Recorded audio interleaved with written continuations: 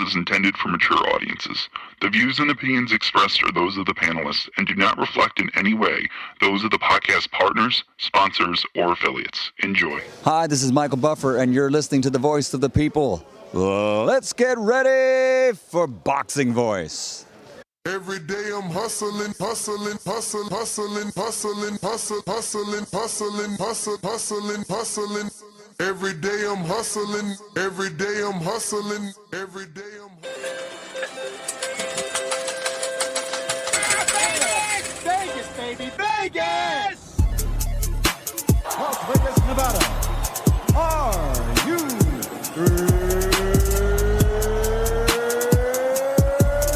ready? ThaBoxingvoice.com. Welcome to Las Vegas, baby. We taking over. Ness Heyman. Mr. Vegas, you are Mr. Las Vegas. I get in every fucking shit. They want me there. TBV presents a ring walk with Danny. Ring walk Danny. Daniel. Owen Bama, only in America. Because I fight for the people. I go for you and you and you, all these beautiful kids is here.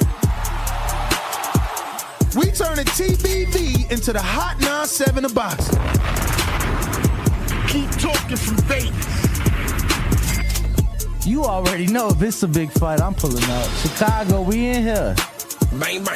From the cotton fields of Alabama to the casinos of Las Vegas. Mama, I made it.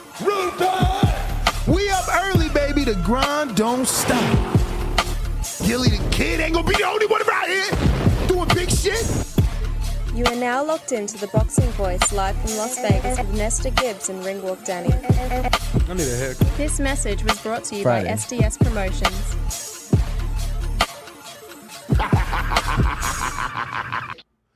Good morning, TBV. Welcome back to another episode of The Boxing Voice. I am your host, Nesta Gibbs. Buenos dias, muchachos. How are you, Daniel Alvarez? I was good till you opened the show with that corny, you know. So your brother's bound and gagged, And they got chained him him to a chair. Won't you please come to Chicago? Yo, so I used to play that intro for my Chicago callers until we Googled the song and read the lyrics. He's literally saying, so your brother's bound and gagged, and we chained him to a chair. No, they've chained him to a chair. I mean, he's part of the people that kidnapped his brother, obviously, Why? Because he's making the phone call. He's writing the ransom note. He's like, won't you please come to Chicago? We'll exchange you for him. So this morning I found out that Andre Ward left when he was like at his peak. Oh, yeah.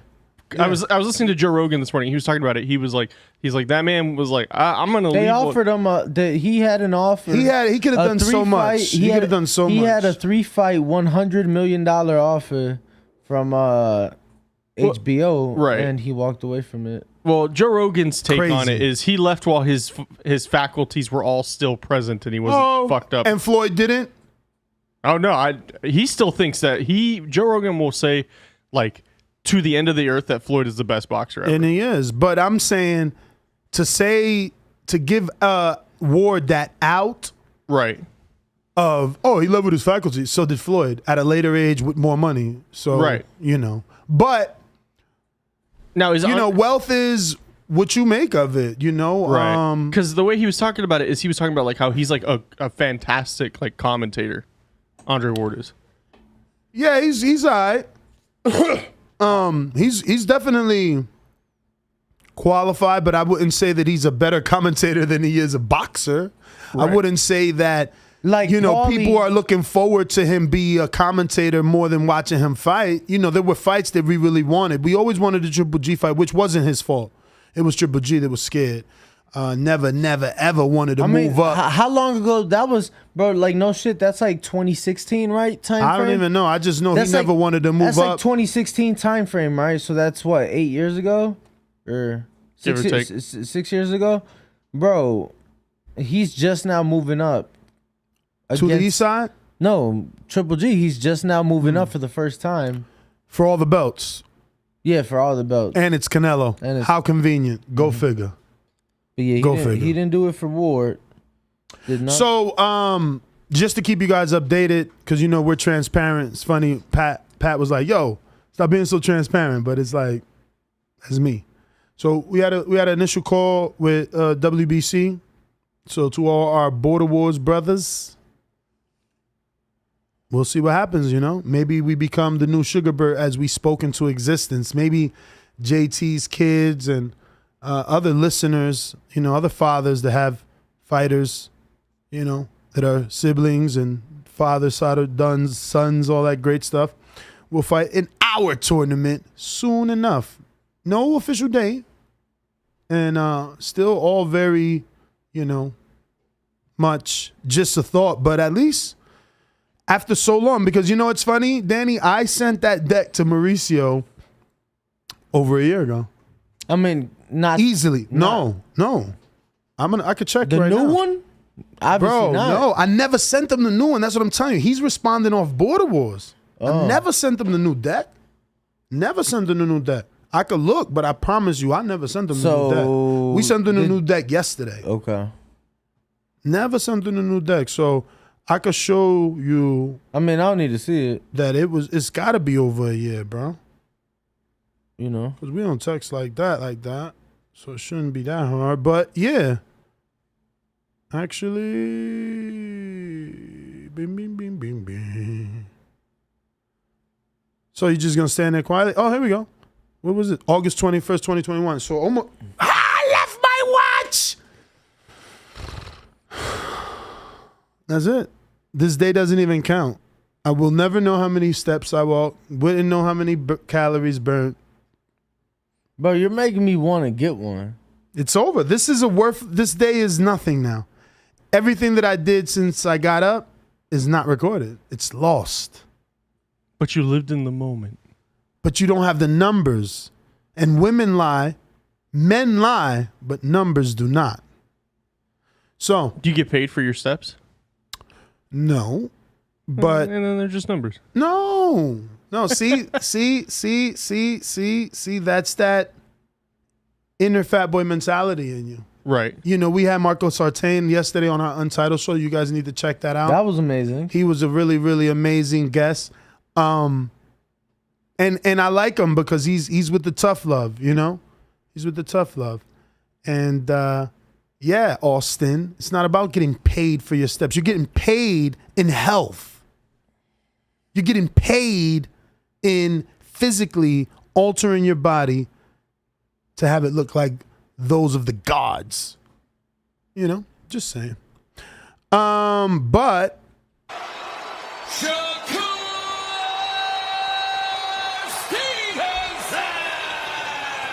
yo, me and Coach Dirt was texting so early. That gym looks amazing. Shout out to Coach Dirt. And shout out to Shakur. Happy birthday, champ. Happy birthday, champ. See you in a few days. Happy birthday. I told him, I said, don't duck this rematch in spades, champ. Nah, chess. He don't play chess. He don't play chess? I don't know. I ain't never seen him. I'm going to text him right now. Make sure. It's a little early. What you gonna do? Houston. I'm gonna bring a board. You gonna bring your chess? I mean, you can buy that at a Walmart or Walgreens. Whoa, I don't play with plastic pieces, bro. Come on, fuck, I look like eating with plastic spoons. Nah, I do eat with plastic spoons here. I was gonna. Yo, but we didn't even tell. We're actually here to talk about Canelo Alvarez, man. Can you believe he made a pick? He made a pick, which is crazy because he's offering Earl the fight on multiple occasions, right? So it's like, if you think Crawford's going to beat Earl, why are you even offering Earl the fight? Why not offer the guy you think is going to win the fight? And get these Bud fans really, you know, talking, because that's always been funny to me. You know, Earl has been always big enough to fight Canelo, but not Crawford. Yo, they say you can get your steps from your phone. It's not as accurate. Who said that? Numerous people have been saying numerous people just don't know shit. So is the phone in my hand or on my body right now? What is it recording? The watch records your heart rate, bro. Your heart rate, all right? You could get agitated and your fucking heart rate rises. That shit is all the way over there. What is it doing? It's sitting on a stand. Exactly. Don't listen to these weirdos, bro. They're probably all fat eating potato chips in the morning. We, on the other hand, are trying to be the best versions of ourselves. Okay? So we want them numbers. So we know that what we did today is either less than or greater than what we did yesterday. Okay? Just saying, man. Damn, I'm gonna have to give me a watch now, champ. No, you don't. I think I got a Fitbit, but I might have left it in Florida. Fuck. I got a Fitbit if you want it.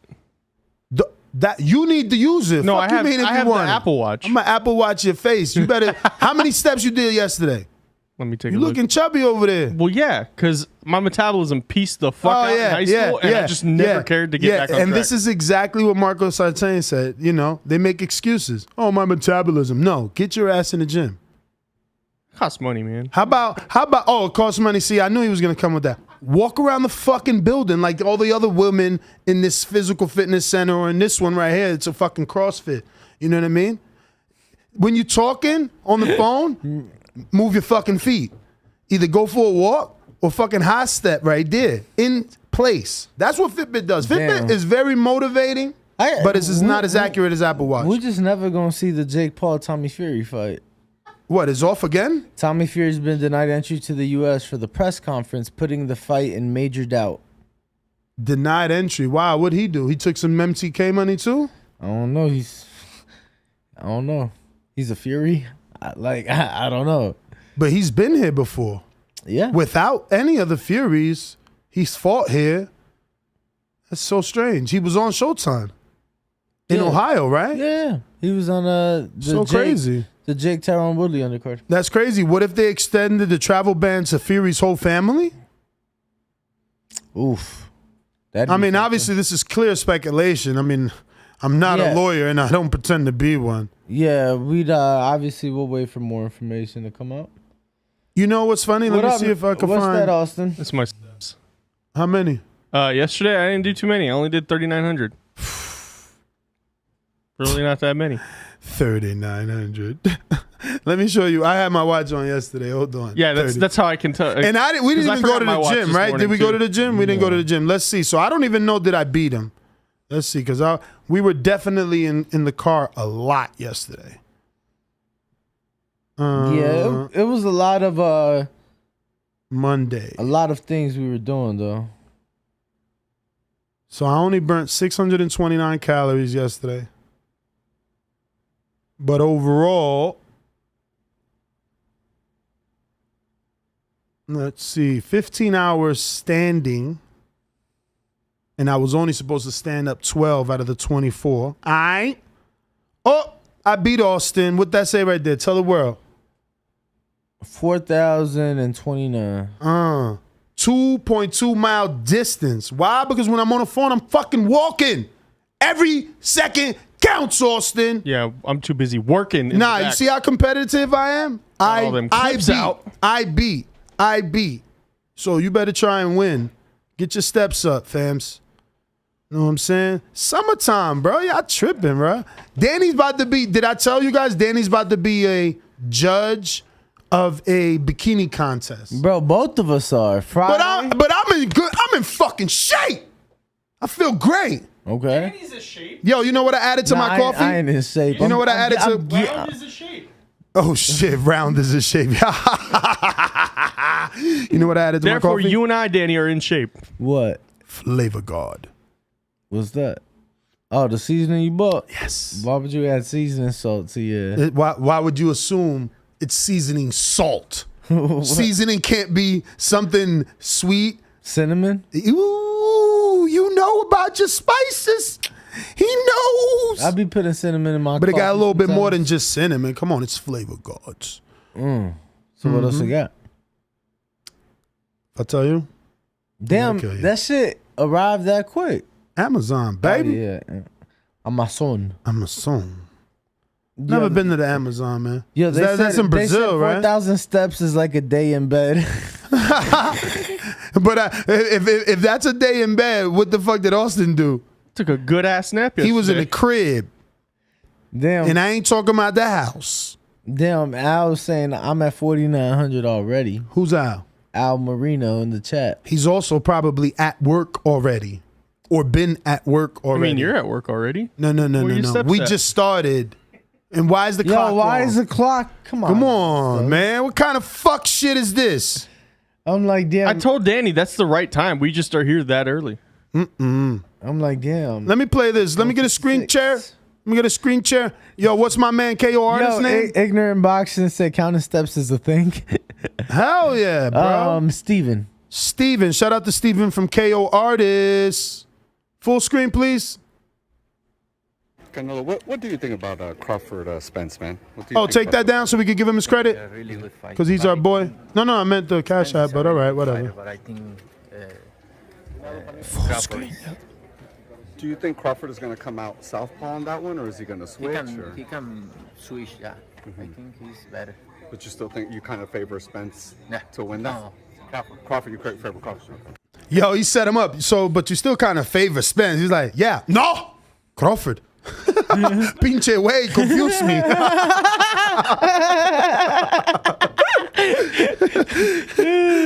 Yo, but that was surprising though, again, because from a financial standpoint, right? Like, I believe Errol Spence versus Canelo is one of the biggest fights in boxing to me. One of the biggest fights in boxing. Now, if Earl loses to Crawford, do we lose some luster? Maybe. Most certainly. But right now, as it stands, Canelo fights Earl, which I seen another interview with him today, bro. And fuck it, I was gonna do a separate show, but I'm like, I don't know that I could hold my tongue. He's like, bro, I'm only worried about GGG and Bivol rematch. He's still saying he want this Bivol rematch. You gotta respect that if he go for them again. If he go, and you know what? Eddie Reynoso will earn so much credit. Right now, Eddie is being shit on. Ryan left. Frank Sanchez left. Andy Ruiz left. Everybody. They back to just, it's me and you, dog. They back to just Canelo and Eddie. So if they get this win over Triple G, knock him out. Because I think I seen some shit where Eddie's saying they knocking him out, right? Reynoso? I didn't see that, no. Google like knockout GGG Canelo, see what pops up. So if they get this win, hopefully by knockout, and go into that Bivol rematch, win or lose, you got to respect that man. He competitive. Absolutely. He competitive. He don't want to take no for an answer. And you just got to respect that shit. I can't believe. Check your DM chat. That he's still saying. Instagram. Got you. I can't believe that he's still saying, I want the Bivol. Like, not I want. He said, I'm only focused on. We got to. Oh, no, that's not. I thought he was announcing a new date, my man Shushu. So I was just shocked. I was just shocked to hear him say that he still is focused on that Bivol rematch. I mean, as a guy that I remember vividly in that fight saying, man, we wanted more from him.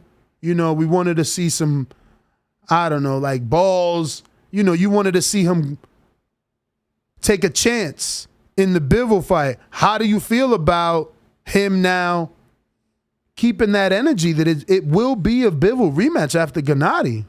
I think that's huge, bro. Yeah, no. I think it's huge, and I think it's gonna be huge adjustments needed. You know what? Maybe although Eddie Reynoso said that everybody had their own time slots to work with him, I think that maybe him losing a couple guys and having more time to focus with Canelo to be able to work on things, because obviously a lot of adjustments will be needed in order to beat Bivol, because they weren't able to do it the first time. A lot of adjustments are going to be needed. So I think having that extra time with Eddie may help. We'll see what happens. But to me, I think you just got to take your hat off to him. If like the fact that he went into the first time already is saying something, but he goes in there to try to do it again, cool. If it's like if he beats me twice, cool. He's just like the better man. He got my number. Yeah, so Gennady, what, this fix? Gennady feels kind of like we feel. I mean, I know yesterday, I don't know, I lose track of time here, but one of our episodes, I certainly said that I felt that the beef between he and Gennady was fake. I felt that he was trying to use this that it was more a chip on his shoulder than the beef with Gennady. It's more like I got to prove to the world I'm still good because now y'all think I'm a loser. Now people calling me names because I lost trying to be great. So, you know, I'm mad. I'm trying to show you I'm still that dude. And that's what I think the beef is. And it's funny because I've just been sent in a video by Enrique that Gennady says the same thing, you know, and it's on Fight Hub. So I don't know what timestamp he's going to say it. So we'll just wait for him to start talking. Than you this time around. Почему Канело такую занял позицию? Я за него не могу сказать. То есть у него есть, наверное, какие-то причины. То есть он как-то... It's that translation right here, baby. После своего последнего поражения. Я говорю за себя, то есть для меня это не личное. Для меня это очередной бой. I cannot speak for him. I don't know, perhaps he needs it. He needs to motivate himself after his loss. But again, I'm saying, to me, it's not personal. To me, it's just another fight, although a big fight. It's another fight. So he said he needs to hype himself after that loss. So, you know, Triple G smelling it too. I hope it doesn't make Canelo fight in a different manner, right? Because he has that chip, out of the ordinary. Because you know, I swore. Did you find anything on the Google search? I swore I didn't, and I've been going through the Google search and through the YouTube videos. I did not. Did not see anything regarding Eddie Reynoso saying that. Obviously, a lot. Did you check out that video I sent you? You sent it to my personal DM. I've sent it to both now. Okay. Hoping, you know, that one day you'll take a look at it. I'll take a look at it. Danny sent the post. Pay some you want this played? Yes. Let's go. Shout out to Barack from Sweet Scientist. And we asked him about this fight. And he says he has an idea. And he has a feeling that Triple G is going to win this fight. What's your opinion on that? Man, he's just mad for something, or I he's seen no more this. in the team. He's always gonna be versus us, no matter what. But he's a little kid. You need to understand him. He need to learn a lot of things. But what my advice for him, just do your job, focus on your career, win a world champion first, then talk about other people, because you accomplish nothing. Right? And you start talking about fighters who has accomplished a lot. When I was 20 years old, I'm being a world champion. Yeah. He's stunting. Like calling Take out this down. Gervonta Davis and stuff. Do you think he can beat Gervonta? No, you can call out everybody and say and talk. Go back. But at the end of the day, you're doing nothing. Ryan Garcia a few days ago, and we asked He said him you about could this call fight. out everybody and anything, but at the end of the day, you do nothing. Why he sounded Italian right there? You sounded Italian when you... No, he sounded Italian. No? Yes. I do not believe so, Nestor. I think so. But why did you tell Austin to take it down and whatnot? Because we were done with it. Oh, okay. What the hell? No, because he was like, take this shit down. Huh? Yeah, he's lying. Ain't that what you said? No, I'm tripping. So you brought in the Ryan thing. It's funny. I seen this morning, and I'm like, wow. But I also thought, oh, that's why I say he's lying. That's why I say he's lying, because yeah, what world title he won at 20? Go ahead, Almanac, find it for us. Fucking liar. He's a liar. Is he? Did he win a world title? A world title? Because he's shitting on Ryan for not being a world champ, so he obviously can't be talking about no regionals and interims. What the fuck? What world title at 20? Yeah, at 20 years old. Which one? You want a screen share? Yeah, look, we can screen share. He's done that Switcher cast? No, he does. Yo, which world title? Where? Who? Right here. Matthew Hatton. March 5th, 2011. Vacant WBC Super Welterweight title. That wasn't a real belt. Real belt. That's the same belt. That he went on to unify? That's the same belt that, look, he went unified with Austin Triz out. With Trout. Wow. And that was March of 2011. He got a vacant title shot with Matthew Hatton, Ricky Hatton's brother, that never accomplished half of what Hatton did. We good, Austin. At 51 for a 54-pound fight, which is cool. You could weigh in less. You could definitely weigh in less. What Hatton weighed in, though? Was that a catch weight for Hatton? Did he catch weight Hatton? Yeah, well, I think it was a catch weight regardless, but Canelo came in 51.5, Hatton came in 49.5.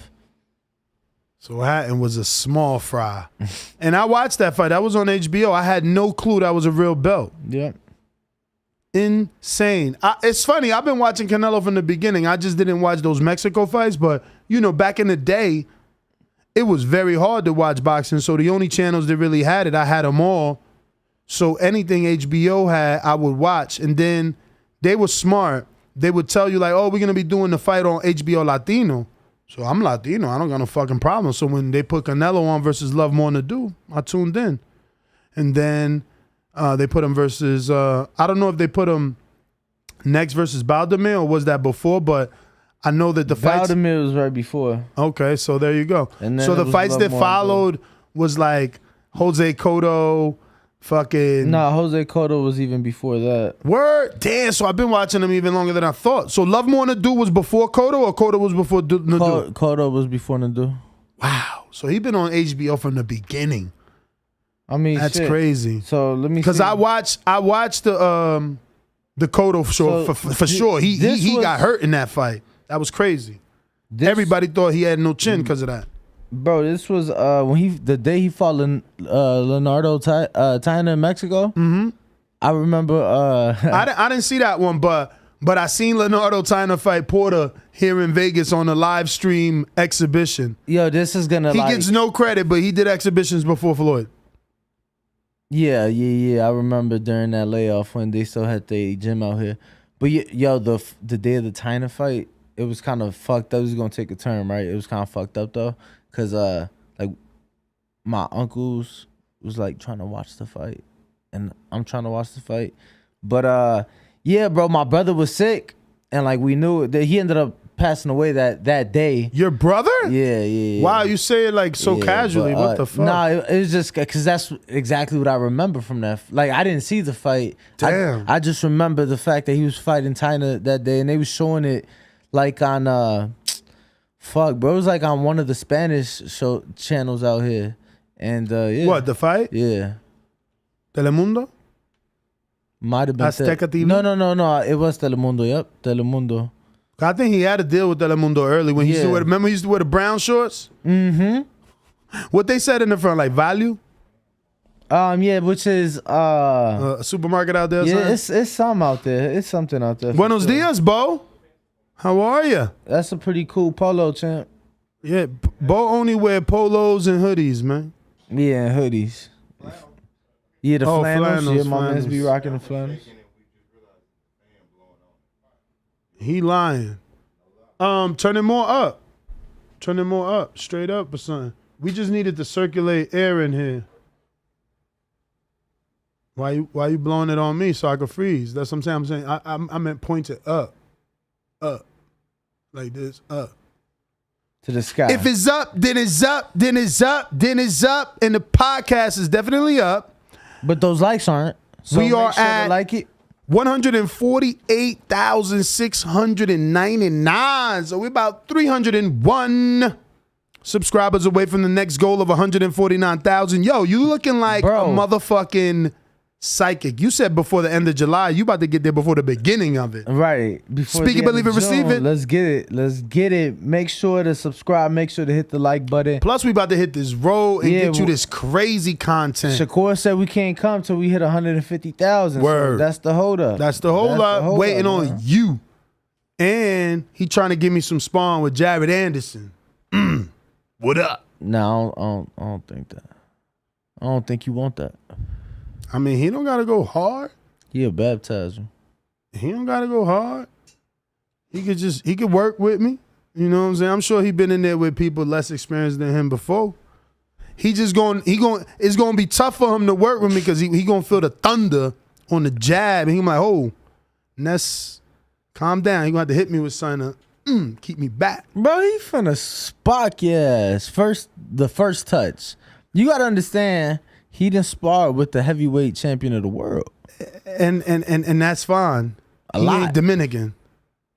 And No, he he's damn a sure ain't gypsy. the nightmare. Nah. He bro, damn sure ain't the nightmare. He got a little bit of Dominican in him. Fury does. Because he's a gypsy. He's a traveling man. You think he ain't traveled? I don't know what that even means, Man, bro. he's a traveling man. I don't even know what that means. He's a traveling man. Seriously. Yo, so what'd you make of Canelo picking Terence Crawford? Like I said, I can't make sense of it.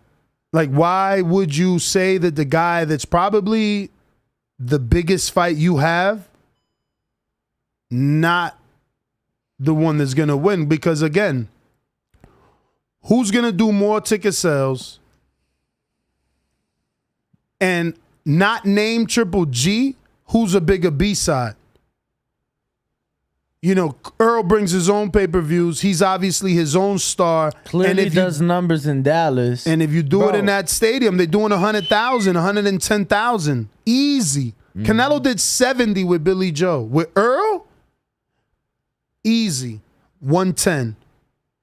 So I don't understand this. Is it maybe motivation? Think about it. He did 73 with Billy Joe. Exactly. Right? When no British fans could travel.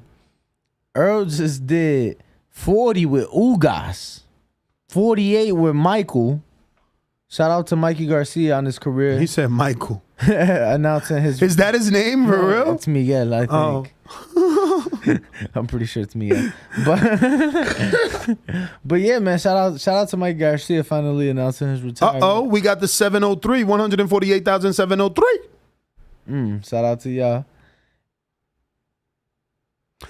So, what did you make of it, bro? Like, because again, I think it's motivation. Motivate Earl to prove Canelo wrong, and that fight is still there, and it's even bigger. Let's be real. If Earl fights Canelo right now, he can still do 110. If he beats Crawford, they might have to build a stadium. Nah, too much. Yeah, little too much. Yeah, I went overboard on the promotion. Yeah, no.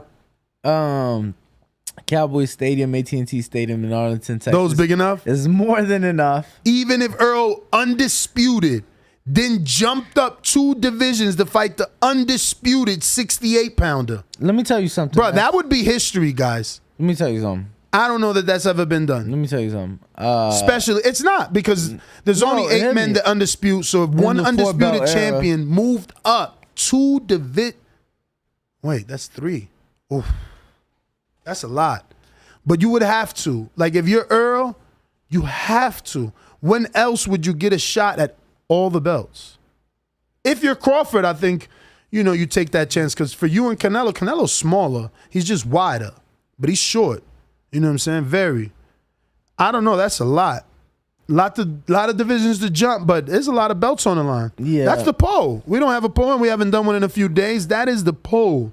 Should the winner move up to face undisputed versus undisputed? Bo, can you do that poll, or are you busy, my friend?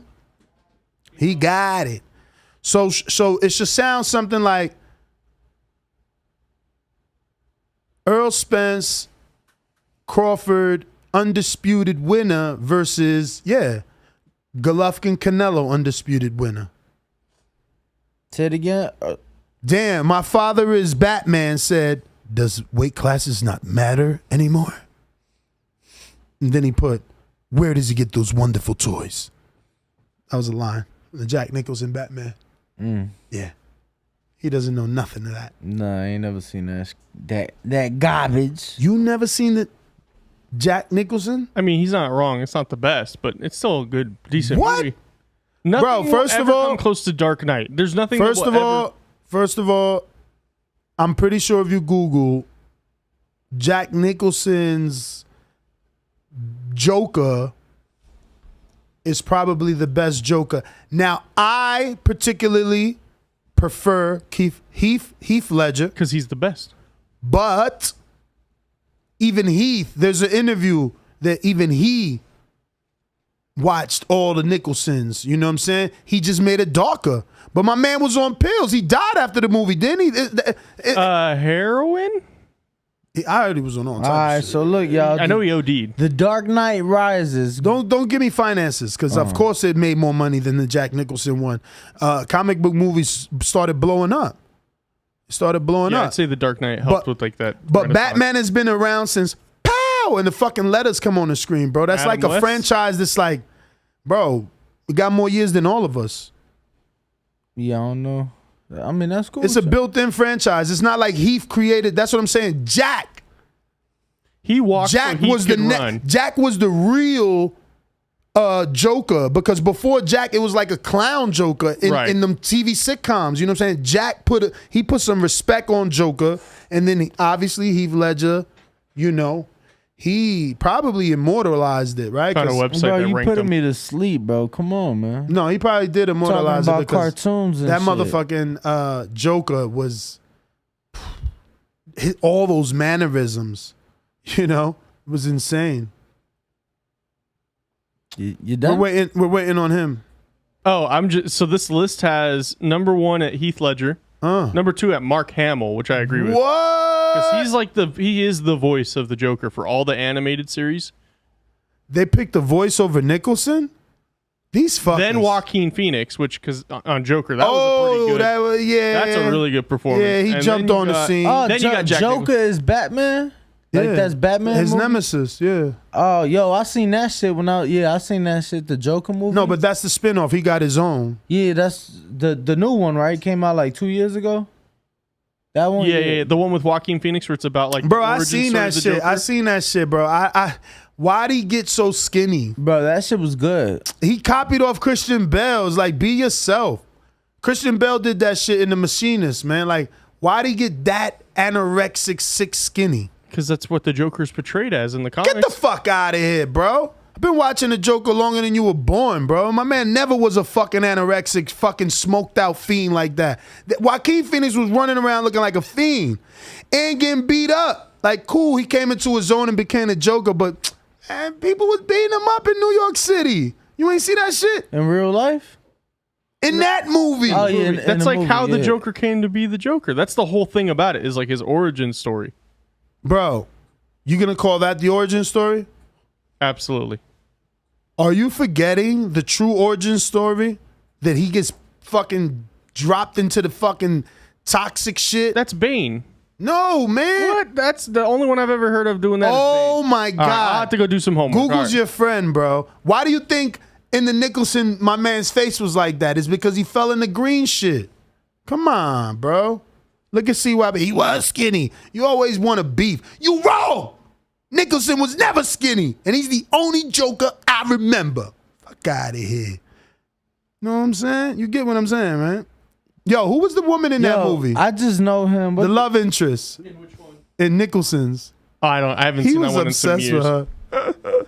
Okay, so all right, Ness, I will give you your due credit. What? I was right? Oh my God. Yeah, so that I was first saying it so passionately, I wasn't sure though. What is it? It first appeared so in the comics in 1940 of that. It was, took him after back. He fell into a vat of chemical waste when his heist was thwarted by Batman. That's right.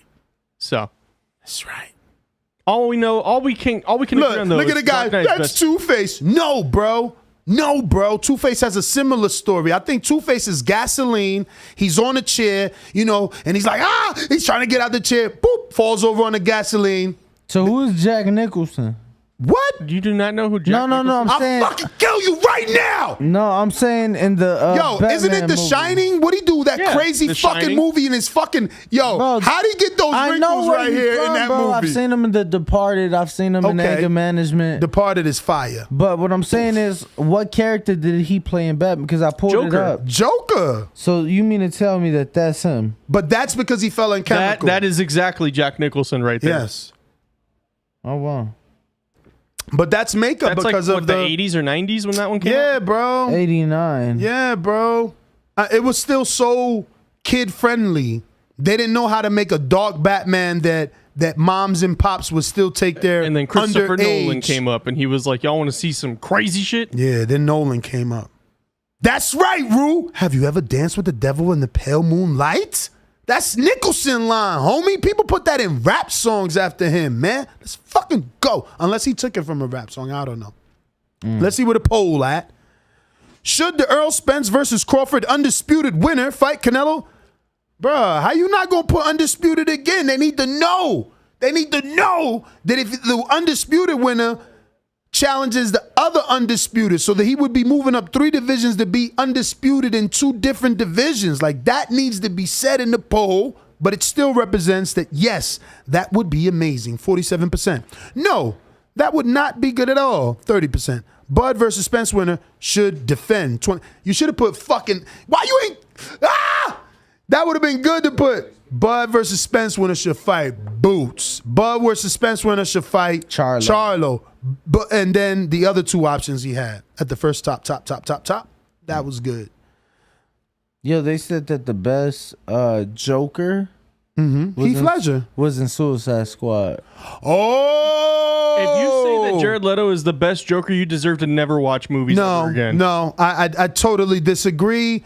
That Joker is pretty fucking nice. On every list, he's listed as the worst. They don't know what they listen. I challenge them because I'm the same guy. Like I challenge the people that said Superman Returns was whack. Like they should have never destroyed that franchise, bro. Bro, Superman had a son in that franchise. So right, his mom is about to fucking get taken by this fucking huge dude with like a fucking tattoo on his face and shit. But he's like stupid big. You know what I'm saying? And the little Superman son is just on the piano, nervous as hell, and he's just like getting nervous. And as the guy's getting closer to the mom, he just fucking. You don't see it, obviously. They just show you the fucking piano come out that dude like 1,000,000 miles an hour and pin him into the corner of the wall. And everybody in the theater is just like, because you now realize Superman has a motherfucking son with superpowers, and he don't know how to use them. And the mom is like, holy shit, right? And that's the only moment we get. A fucking movie, the first movie they made for 3 hours. And that's the only moment we get. And then they cancel it. They say it was too romantic-y. It's like, motherfucker, what about the son? I wanted to know what was up with the son. Yeah, I can't take Jared Leto seriously after anything. You're tripping. Suicide Squad is pretty good, especially that Joker. Don't forget, I think there's a movie. Right? I think there's a movie, a spinoff or a second part of the Suicide Squad where they show an alternate ending. Remember? Oh, I don't know. I know there's a follow up with Harley Quinn. Or is it in this Batman? You know they show the Leto's. I think in this Batman, one of the ending scenes is the Leto Joker. It might have been the one with the Twilight Batman dude. Yeah. He did alright too. But no, do you know there's a whole documentary about how terrible Jared Leto is at signing contracts, right?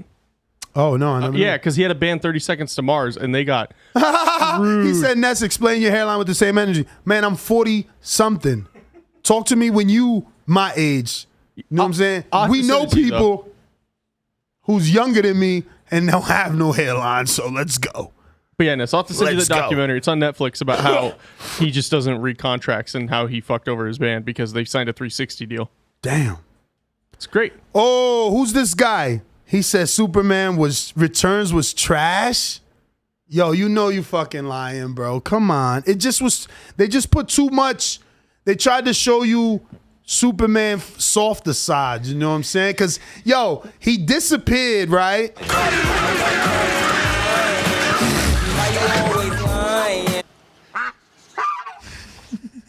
What the fuck was that? Yo, why you hating? Numbers went up when we start talking Suicide Squad and Jokers. Just FYI. FYI. You know, you a hater. The point is, where was I going with that? Danny just ruined your line of thought. He did. Now, if Earl beats Terence Crawford, it'll make a potential Canelo fight that much bigger because Canelo picked Bud. So now Earl's going to be like, now what, motherfucker? Now you got to see me. And then it's going, you know. Well, you actually never said how you felt. You asked me how I felt about it. You never said how you felt. I made it clear that, you know, I think It would be a big fight. They said you got the Batman logo for your hairline. Damn, y'all are wildin'. I mean, I pretty much see a whole hairline right there. Like, my man said I'm 43 with the same hairline from when I was 16. Oh, genetics, man. Go listen to our show from yesterday with Michael Sartain. You got them good genetics. You know what I'm saying? Yeah, man. But I wasn't taking no shot at Danny. There's mad people that's younger than me with no fucking hair. I have to get a haircut. People have already, let that shit go. Hank Hill said Ness would argue 2 + 2 = 4. You fucking right, it equals 4. What you think? Yo, you on one today, champ? Yo, it's the motherfucking Flavor God in the coffee. Yo. What up? We got 2 guests You know today. I can't. What? 2 of them. Nah. I was almost done. I thought we were done. Yeah, me too. Ringwalk Danny, Instagram, Twitter, TikTok. Who's the guest? Kevin Johnson. Okay. And then we got Larry Wade again. Okay. Yeah. See if Coach show up. Is Larry gonna make it? Oh, wow. Otis Pemberton. Yeah, Coach Otis. Let's do it. Bring him in, man. Why are we wasting time? He said get a tattoo hairline. You getting timed out for that. Who said that? Oh, yeah. That's like them women that get them tattoo eyebrows. Y'all stupid. Shit look dumb as hell 4 years later. Oh, that'd be the... you got the same facial expression. That'd be the cholas. That's who that be doing that shit. So we got 3 guests today. What? Shout out to Bo. What? Nah, I think I'm the one that told him. I think somebody texted me like, yo, could I bring my coach? I'm like, yeah, man, let's do it. So that's probably was me. And let's do it. We got Kevin Thunderstorm Johnson and Mr. Otis Pimpleton in the building. What's going on, gentlemen? Good morning. Buenos dias. How are you? I'm good. What's up? What's going on? Oh, what's good? I'm all good, man.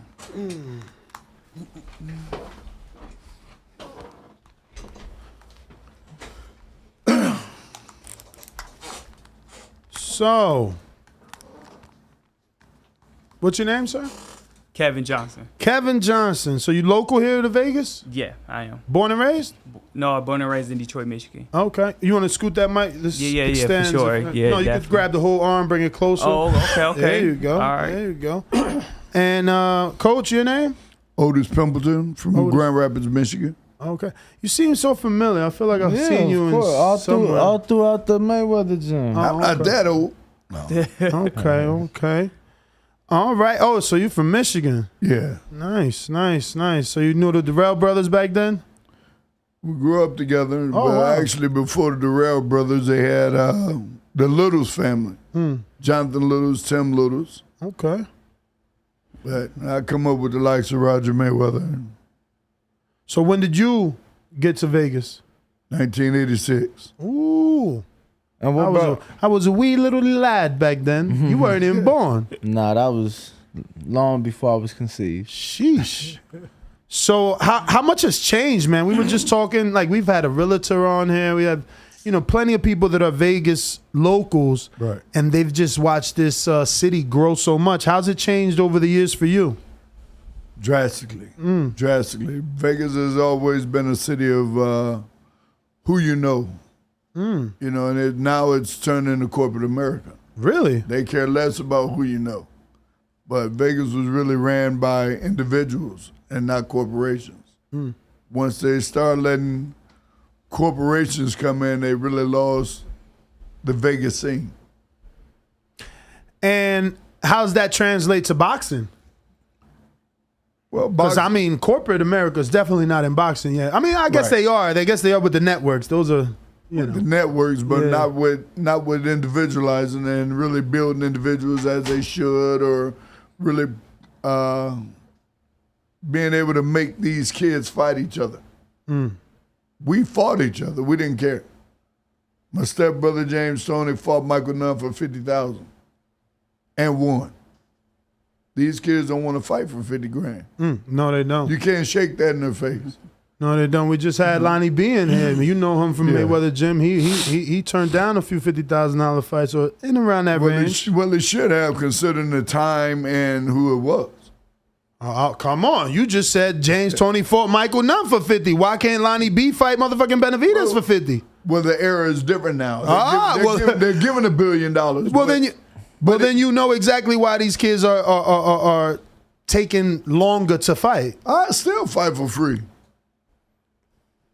I don't know about free. Well, Kevin, put I a don't know dollar about on free. the line in the title shot, and Kevin's next fight will be $250,000, $2 million.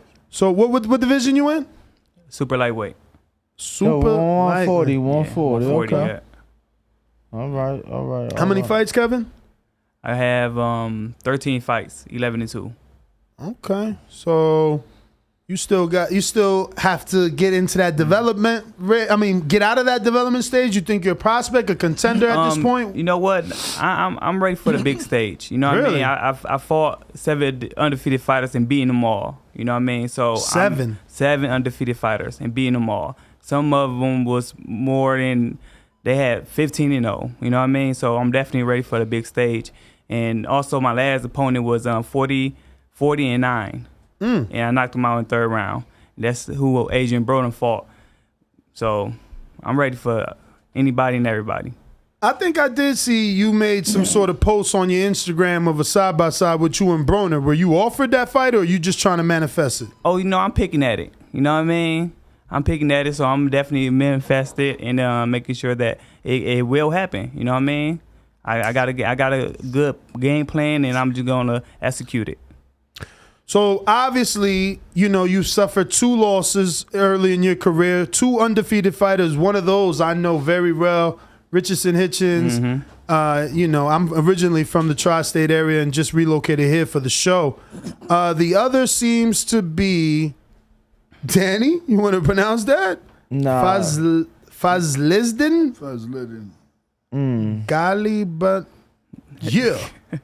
Okay, talk to me about him. What is he? Russian? What is that? Yeah. Oh, he he's is Russian. Yeah, he's Russian, man. And they both was. Oh no, Uzbekistani. Oh, is he? Okay. Yeah. He's got a loss now to Michael Fox. How small the world is. Yeah. See. Fox beat him. Well, he was already beaten going downhill. We need you in there. Kevin already had him going downhill anyway. You know, so I mean, he started putting that out there that the kid was ready to lose. Austin, don't fix this shit. Okay, got it. So yeah, Kevin starts people on the decline. So you saying Kevin softened him up for the next man? Kevin softened him up. I like it, Coach.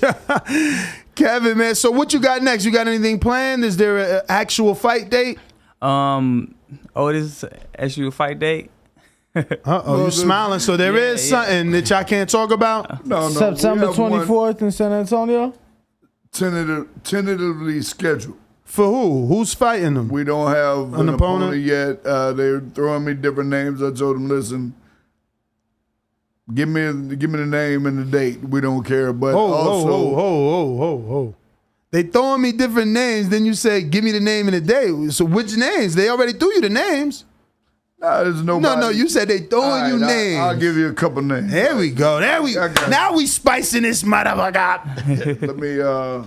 Let me get box rack ready. Kevin, you know him off top. Give him to me. He got to look him. You know I know you the fighter. He already told you. You already looked him up. You know who they are. Who are they? Nope, they ain't say anything about me. But no, not about you. I'm saying they didn't give you a name. They didn't give me a name yet. But I accept anybody. Oh, okay. I accept anybody. Once again, we've been taking undefeated fighters. While he looks for that, talk to me about Hitchens. He was undefeated. We do know him. We know his skill set. What do you think went wrong in that fight? You know, everybody preparing for that fight, everybody was getting in my head talking about don't outbox him. He's a better boxer than you. So I just played into that, and I actually outboxed him that day. You know what I mean? And I promise you, I thought I won. Everybody in the arena thought I won. They booed the hell out of him after they announced that he was a winner. And then I was at that fight. Did you hear the boos? I'm gonna be honest with you. I don't remember really the fights because that was the night before Canelo Kovalev. So everybody was there. So like I'm like in the back with like Shakur, Tank with like Devin. Everybody was there. So and they thought he lost. Well, like I said, I'm in the back, so I don't really but I remember the night. Just not the specific fight. Yeah. So you thought you beat him. You were not signed to Mayweather at the time, right? No. So you were just the B side. Did you contact the commission? Nope. It's no point. You know what I mean? It is what it is. You know, I'm past that. You know what I mean? But I know the next time, if it's a rematch, I'm knocking them out.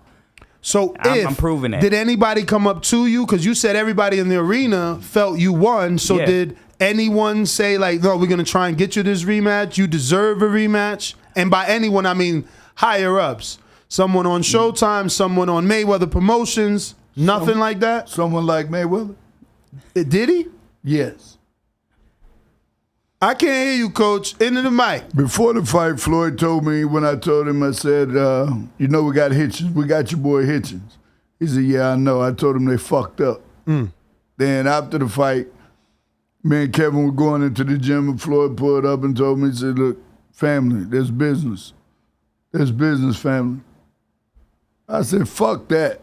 I don't care about all that. We whooped his ass. I need to know how you interpreted this is business. Because you tell me that over the radio waves, I feel like you're saying, Floyd is saying, you know, Hitchens won because they wanted him to win, not because he deserved to win. I mean, I don't know how you interpreted that. I can't put words in your mouth. When he said this to you, how did you? What did that mean to you? What does that mean for you? Well, during the fight, right after the fight, I interpreted it as he got up, looked at me, and dropped his head and left.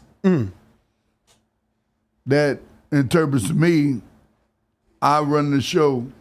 This is my guy right now. Your family. But this is my guy right now. But at the end of the day, any negative is always a positive in everything. You know what I mean? So that's what it doesn't matter. You know what I mean? He can take that to the bank. You know what I mean? But I know to me, I feel like I'm in a way better position than him because I'm getting knockouts back to back. How long have you been watching the sport? Have you been watching it? Not really. Not really? Yeah. So you didn't watch Islandri Lara versus Paul Williams? No, I haven't. Never, okay. Those three judges were suspended indefinitely. They can never score a fight again because that robbery was so blatant. Oh. Where would you rank yours? Like, you know, because when these things happen, I have to say it in front of you. I am the type of guy that says, you know, he wasn't robbed. He ain't do enough to win. You know what I'm saying? If you do enough, they can't take it from you. Look at Devin with a jab. He did more than enough. They couldn't take it no matter what, and no matter what country. Everybody thought the judges was going to put. They couldn't take it. So for you, realistically, was it a close fight, or you feel you were blatantly robbed that anyone can see you won that fight? Anybody? I didn't watch it. It's funny. I'm shocked. Anybody can see me that won that fight. I won that fight. Like you know, I was just actually playing with him in the ring. You know what I mean? Like. I blatantly won them, you know what I mean, hands down, you know. But once again, you know what I mean, like, it is what it is, you know what I'm saying? I'm on to bigger and better things, you know. Do you think the rematch would be the same? It was early in his career. He has fought in better opposition since then. A couple of former world champs. I think Argenis Mendez. Do you remember anyone else? That's the only one. Yeah. That's the only one? So, yeah, I mean, do you think he's leveled up and it may not be the same, or you think, I just got his number? He fought Malik Hawkins. That was a good fight. Did that go to decision? Did. Yeah, I would not even leak out. I mean, I'm being serious. You know what I mean? But saying it and doing it is two different things. It's harder to get it done in the ring. All of my. I mean, Malik retired though. You know that he retired him. Yeah, so he ain't knock him out. He retired. That's even more. I've been knocking ever since that fight. Me, Richards, and Hitchens. I went on it. I'm knocking everybody out. I'm four. You got four straight knockouts. 4 straight knockouts. I'm not playing with these dudes no more. Like I already told everybody, like I'm not going to. It's not going to decisions if you fight me. Wow. And 2 of those 4 are undefeated fighters. Thank you. Yes. Let's see who these guys were. Luis Salazar. He hasn't fought since he fought you last year in May. Ooh, he Dominican. All his fights was in DR outside of your fight, so we gotta see what he does. He hasn't been back since then. Next is Rock Murther. I don't know him. Murdeal. And he hasn't have fought since you. Okay, so I mean, maybe you retiring these guys, but this guy, woo, all them fights in Mexico. But you know, I don't get mad at those Mexico fights. Let's be real. It's kind of an oxymoron for me to say, oh, he went to Mexico to flub his record up, and then say, I got to see that dude versus the Mexican style. Right. You know what I'm saying? So which one is it? It either birthed in Mexico and people go on to perfect it, and then that style is difficult, or they're bums from the beginning. So, you know, it is what it is. With Murtill, we was offered that fight in a week's notice. I guess he was supposed to fight a week before that or 2 weeks before that. His fight fell out in Phoenix. Then they offered us to fight the week before the fight. Okay, you guys fought on the Davies Boxing in San Antonio. Oh, yeah. Nice. They doing some big things. Yeah, how was that experience? Oh, it was amazing. It's amazing, man. I love the whole atmosphere. You know what I mean? The production was nice. You know what I mean? So everything was about it. Man, shout out to Davis Entertainment. Yeah, they're doing some nice stuff, beautiful production, and they're very consistent. Yeah. Are you guys planning on going back there, or where's this other fight that you were off? We're signed with him under management. Okay. That's good. He'll keep you busy. He has Floyd Schofield. Yeah. But I hear they're trying to sign Floyd, the Golden Boy, now. I hope he don't. You got good ears, man. Man, I'm ear to the street, baby. Ears. I got one of them ultrasonic things, you know what I'm saying? I hear ocean waves. Right. Yeah. But your opponent that you beat actually went on to fight Carlos Ocampos. And Ocampos beat him too. So AB beat him back in the day. Right. So I saw earlier this year you got the chance to spar with Floyd. Was that the first time you sparred him? I sparred Floyd a couple of times. Okay. Say three times. Talk to us about it. Oh, it was amazing. You know what I mean? Once again, you know, everybody knows that he can't be like, he can be touched, but I'm just saying, like, he's very slick in the ring. You know, very, very poised. He know his ring. He gotta have a high ring IQ. You know what I mean? So it was amazing sparring him. You know what I mean? I learned a lot from sparring him, Tank, every champion that you can name, superstars that's coming up as well, Devin Haney, Terence Crawford. I'm glad to that experience those people in the ring, because I know what to do and put in my arsenal as well. How was it with Crawford? Was it more difficult than Floyd specifically? No. Like Floyd was more difficult because he was hard to hit. Crawford, he was there. He was there to get hit. You know what I mean? It's easy to me. I feel like to me, you can outbox Crawford. We weren't going around the ring, outbox him. You know what I mean? Moving, but the time that you clench your foot and stop, those power punches is vicious. You know what I'm saying? From Crawford. Yeah, for Crawford, man, those power punches. Ruthless, you know what I'm saying? I got tired outboxing him because I knew he was a switch hitter. So every time he switched, I switched my game up. And he just kept getting confused. He kept switching. So then I got tired of switching. I'm like, all right, go ahead, man. Let's go. I got on the ropes. Boom, body shot. Oh, snap. I went off the ropes like, okay, Kev, you doing good outboxing him. Just keep doing it. So that's basically what it was, man. It was like, just thin off the ropes. You know what I'm saying? Mm-hmm. Yeah, man, it's the tank, man. That's what I'm saying.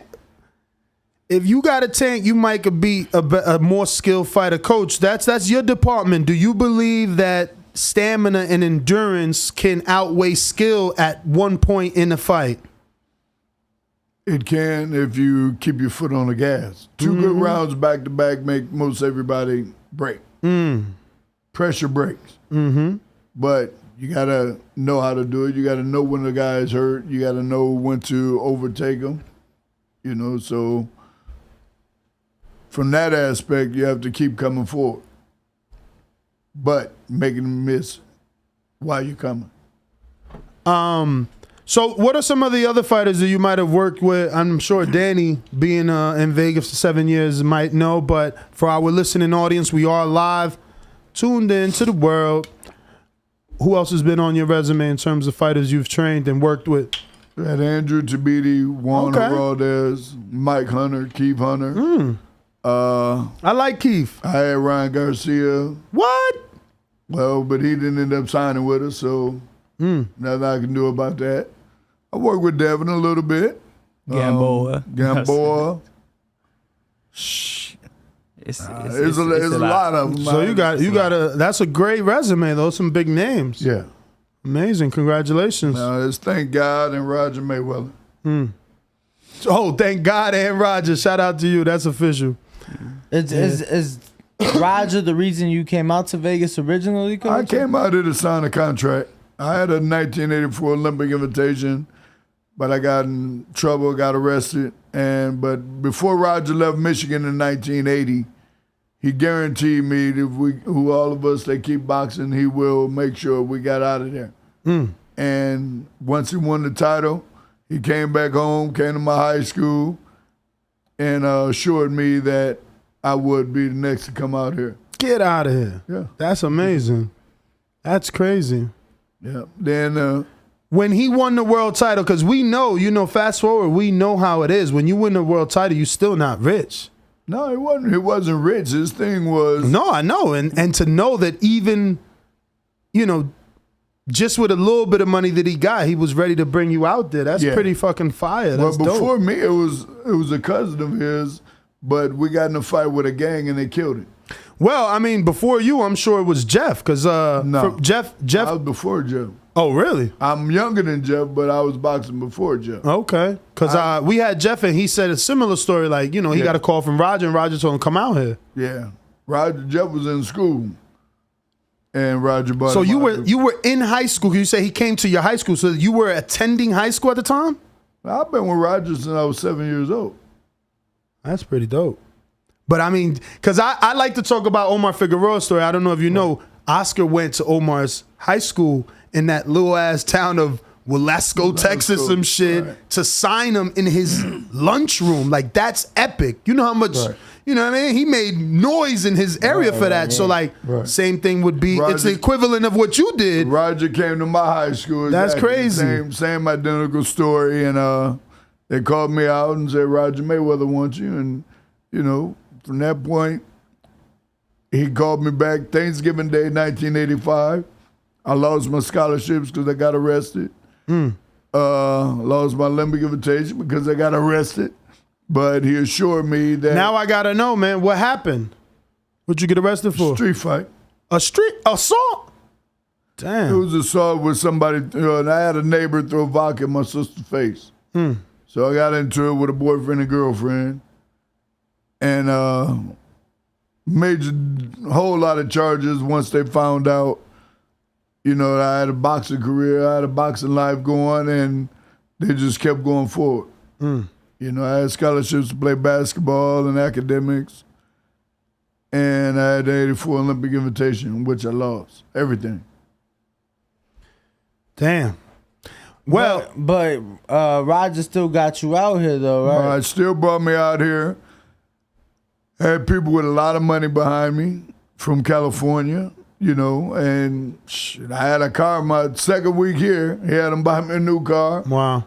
Had my own place. Roger had it going on because this sounds just like Jeff's story. Jeff said the same thing. He got out here, he got an apartment, he got a car right away. Right away. It's crazy. Roger was out here changing lives, man. So, Coach, how were you able to, I guess, know that you were going to be a trainer? Because not every fighter is a trainer, and not every trainer was a fighter or a championship fighter.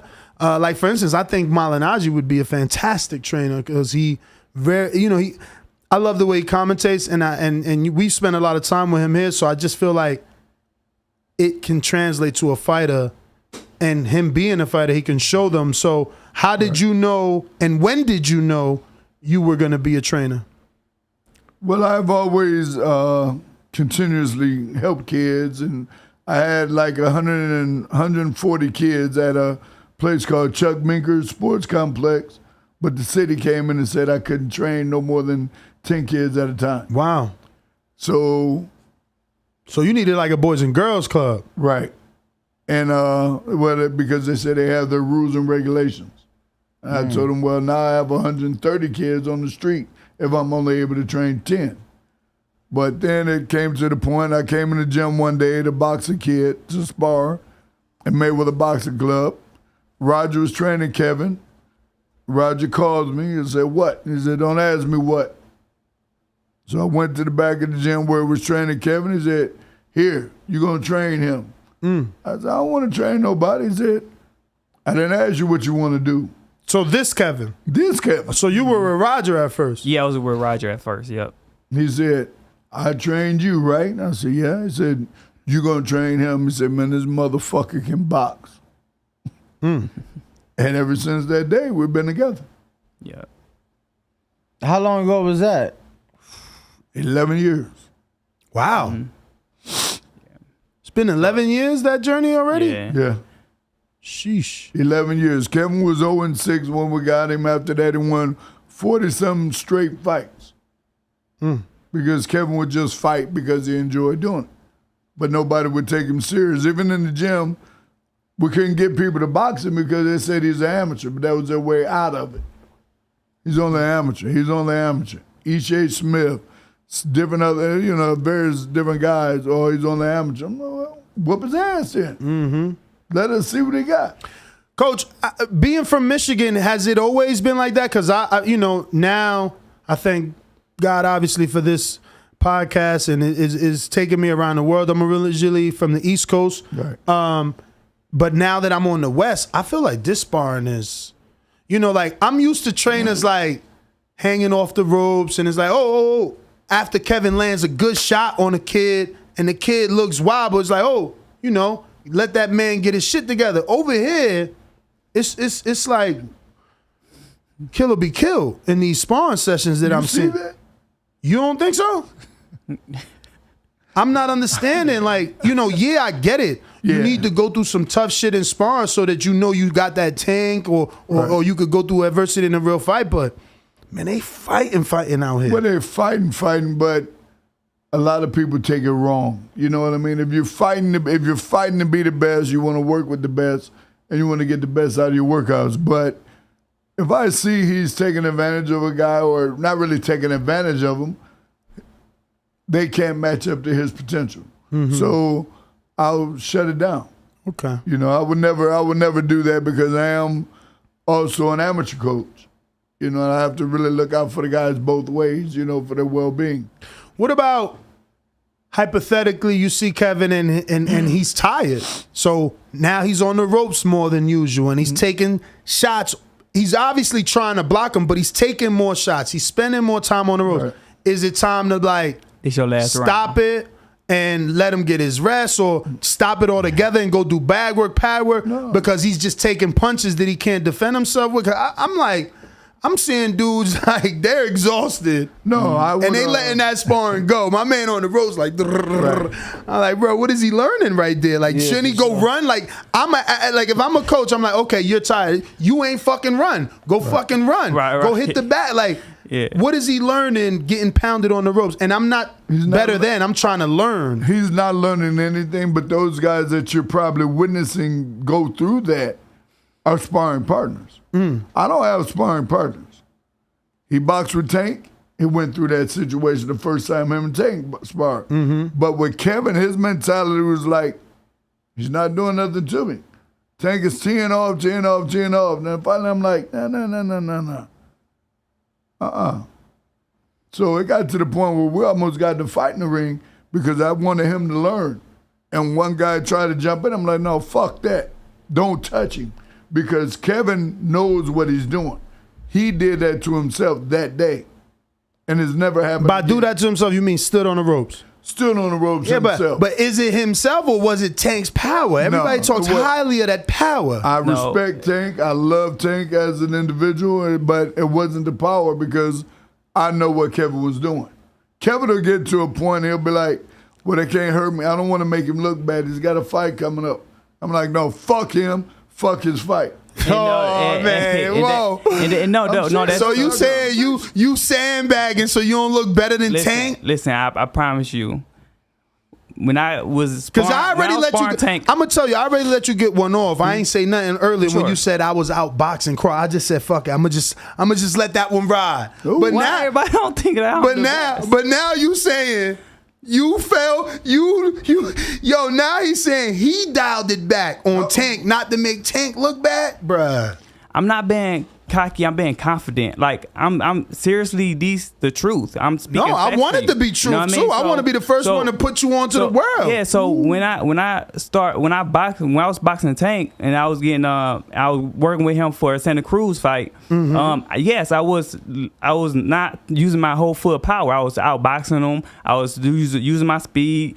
Learning in the ring, just like I said, every sparring I do with world champions, I learn. I learn in the ring. I practice on my skills, slip, roll, punch, roll, step around. All these things I was doing to Tank. And then once again, he got irritated. Did he jump out the ring? Of course, because I hear he jumps out the ring every 5 or 6 rounds. He's out. He only giving you 5 or 6, and if you start doing good, he leaves. No. Like it was the day where he had to get back. Yeah, he had to get some get back. Okay, so he didn't want to leave because what was it, 11 rounds? Yeah, 11 rounds. Yep. You start coming on in the 4 and 5, and he out in 6. He jump out the rope. Tank is out there with us. He works. He works. He's got to put in the work because I don't know, out there on the West Coast they have a different mindset. And I feel like everybody come to Vegas to get that work. Like people are coming specifically here to hold training camp because they know they're gonna get the best work here. Yeah. Right. So I'm assuming you work with Keith Hunter. Yeah, he said that. I mean, work with. Oh, spar. How's that go? Because I interview Keith a lot. He be acting like he put hands on people. We fought in amateurs. And he act like he got power. Do he got power? We fought in amateurs 3 times. Power. Oh, he do got power. Yeah, we fought in amateurs 3 times. He beat me twice, and I beat him once. The last one, of course, I won that. But once again, it is what it is. But no, Keith Hunter definitely got power. His right hand, I tell everybody, it's unstoppable, bro. Like if you have a chin and you have heart to like get hit with the right hand that Keith has, then you have a chance to beating him. You know what I mean? But once somebody feel that power, it shocks everybody. You know what I mean? My first time he hit me with the right hand, I'm like, damn. Dude, let me stay away from that right hand. Let me step to the left. You know what I mean? And it's so crazy because when I first fought him that first time in amateurs, he hit me with the right hand. Boom! I'm like, oh snap! He ain't never stopped me, but I'm just like, I gotta watch out for it. So the second time I beat him because I practiced on my head movement and everything, so my whole defense got better. You know what I mean? Me and Roger wasn't there. Have you sparred Abram Martinez? Is it Martinez or is it Morales? No, Martinez. No, we were supposed to fight. Oh, y'all supposed to have a fight? Yeah, but talk to me. What happened? We were gloved up and ready to go out. What? It was on a top ranked show. Wait, so y'all was like, it was a real fight. It wasn't a negotiation. Like you were supposed to walk out. A Tyson Fury undercard. Okay, let me explain this real quick. Go ahead. I sparred him at Fight Capital. You know what I mean? I got in his ass, and then So you don't lose sparring? No, what? Say it again. You don't lose sparring? I don't lose sparring. Yeah, we got to talk about Devin next. So basically, I sparred, got his ass, and then we supposed to fight. He texted me on Instagram. He's like, "Cad, we were supposed to fight. You know, I don't think I want to fight you." I'm like, it is what it is. I'll take it. No, we not No, friends. he didn't. I'm No, like, he ain't text I'm you. like, yes, he did. I'm like, bro, You we said not, on Instagram he DM'd you? yeah, and he said, I'm I trying don't to want see to that. fight you and He everything. like DM'd that. you and said, I don't Yes, want to fight. Yes, and I told him, I don't like, know how to take I'm that. I not- feel like I got to like, respect him. Let's fight. I feel like I got to respect I don't him. know. I want to see the DM. No, like, Nah, I don't. I believe He him. meant he didn't want to hurt you. no. Oh, that's what he meant? Is that what everyone was trying to say? I don't know. I don't know because I feel like I interpret it differently. No, because of my sparring, I interpret it differently. I interpreted that you're trying to say he felt like he would lose, so he didn't want to fight you. So I'm like, damn. But he got mad when I accepted the fight, though. He got mad, and then like, but what do you mean he get mad? They offered it. What the fuck? So hold on, I want to know They how the offered- hell Yo, is where's y'all- Abrams at? How was man? y'all in the locker room? Like, what's going on? Bro, I think that they offering me. They told him to. Last minute that they I have switched. Kevin Johnson, and then I said yes. Then he DM'd me like, I don't want to fight you. He said yes. He probably said yes to them. No, yeah, I he want to talking fight about him. how were you in the locker room? Yeah, how'd you get to the locker room with gloves though? We had a contract. We waited in. So where was he at? He was in another locker room. So he quit in the locker room? No. The fight didn't happen. Top Rank said they didn't have enough. They won't have enough time for that fight to happen, and we were only on the second bout. Yeah. They said we won't have enough time. Okay, so now I'm getting it. So I'm gathering that you guys are assuming Top Rank told you that because he didn't want the fight because you got that DM. No. He that day we fighting. We was fighting that day at Top Rank. We were fighting that day, but the Top Rank didn't have the time, so we couldn't fight. So he never pulled out. He always... No. He never put out. I ain't saying he didn't put out. You know what I mean? So he was going to fight. He just got mad at you for accepting the fight. Exactly. He got mad for me, but he didn't want to fight me at first place. I mean, he was in the Did he fucking say locker why? room. Hold on. Did he say why? Like why? He's saying it's because of the sparring. He's saying because he know he was going to lose. I'm assuming because of the sparring, but once again, like I didn't know him that well at that time. You know what I mean? We just had one sparring session. You know what I'm saying? I did well. You know what I mean? I got somebody in the chat saying, I seen Kevin fight. I just don't know how long this KO streak is going to hold up. I don't know if he's typically a KO fighter. What you think, Kev? No, I'm a KO fighter. I'm definitely KO fighter. If I want the KO, I get the KO. You know what I'm saying? I want to know about this Devin Haney sparring. Yeah, let me first. You done wrote them some shit. First, I want to say this. First, I want to ask you both this question. Rumor has it Devin has never bled from his nose in sparring. You've been out here all your life, damn near. Have you seen that man bleed in his nose, or is Bill making it up? Bill told me right there in that chair. He said, no one. He said, find me somebody that can tell you different, or that got footage of different. So when you sparred him, did you bloody that nose? I don't remember. Yeah. I don't think so. I know. That's so crazy. I know. I gave him a black eye because he told me. He told me like. Oh, this guy, yo, you a fucking sparring legend. No, he did. Devin told me, he's like, yo, I never got a black eye since I was young. You know what I'm saying? Like, you the first ever in a long time. Like, whatever. I don't know what he said, but he said, bruh, when's your next fight, man? I'm coming but front it's row. all respect, man. Shout out to Devin Haney, man, and everybody, bro. But I ain't trying to throw shots at nobody. It's the truth, man. How many times have y'all sparred? Because obviously he been out here for years. You've been out here for years. Yeah. I started sparring him like when since I turned pro, I say. Since I turned pro, yeah. Okay. So that's been about 6 years now. Yep. 6 years now. Okay. Yeah. Okay. Would you say that he's what would you say that he's done the best in sparring? Outboxing, counter. His jab is amazing. Like as you see with what he did his last fight, his jab is unstoppable. You know what I mean? When he keep on utilizing that. But you went over that, right? You went over that jab with the right though. Yeah, I sometimes I did. How'd you give him a black eye? What was it, a jab or a right? I don't know, man. He just told you, right? Yeah, he just told me, yeah. Wow, man. When is the next fight? I'm tuned in. I'm locked in. I'm ready to see you fight. Hopefully. You said hopefully what day? Hopefully in July. Hopefully in July. That's around the corner. We don't know because his manager. Who's your manager? Davis Promotion. Okay, yeah, you just signed him. Cameron Davies. Yeah. But our promotion is with Mayweather Promotion. Oh, so you are with Mayweather? Yeah. Okay. So you guys got one of those Tabiti deals. Still with Mayweather, but I getting trained Tabiti too. Oh, so that's like currently your fighter? Yes. Okay. That's I've been trying to get that man in here. He's been focused ever since, man. I seen him in the gym. When we seen him? 2 weeks ago, maybe? Yeah, maybe 2 We lose weeks track ago. of time. I'm in the gym every day, but yeah, I would love to get him in here, man. I want to talk to him. He's been getting some wins. He's the reason I even know about Davies Promotions. Okay. Not really. I seen what they were doing, but then that was the biggest signing they got. Him and Schofield. Right. And now Kevin. So how long you been with them? Just one fight? One fight, yeah. Okay. Yeah, I was gonna say. So is it a year deal or a fight deal? Like 3 years or 3 fights? Oh, it's years. Okay. Any minimum amount of fights per year? Like a mandatory minimum amount of fights that he got to give you per year or no? Yes, it is. Okay. What is it, 4 or 5? Damn, busy. Yeah, 4. Sheesh. But see, he has 4 with them and 4 with Mayweather Promotion.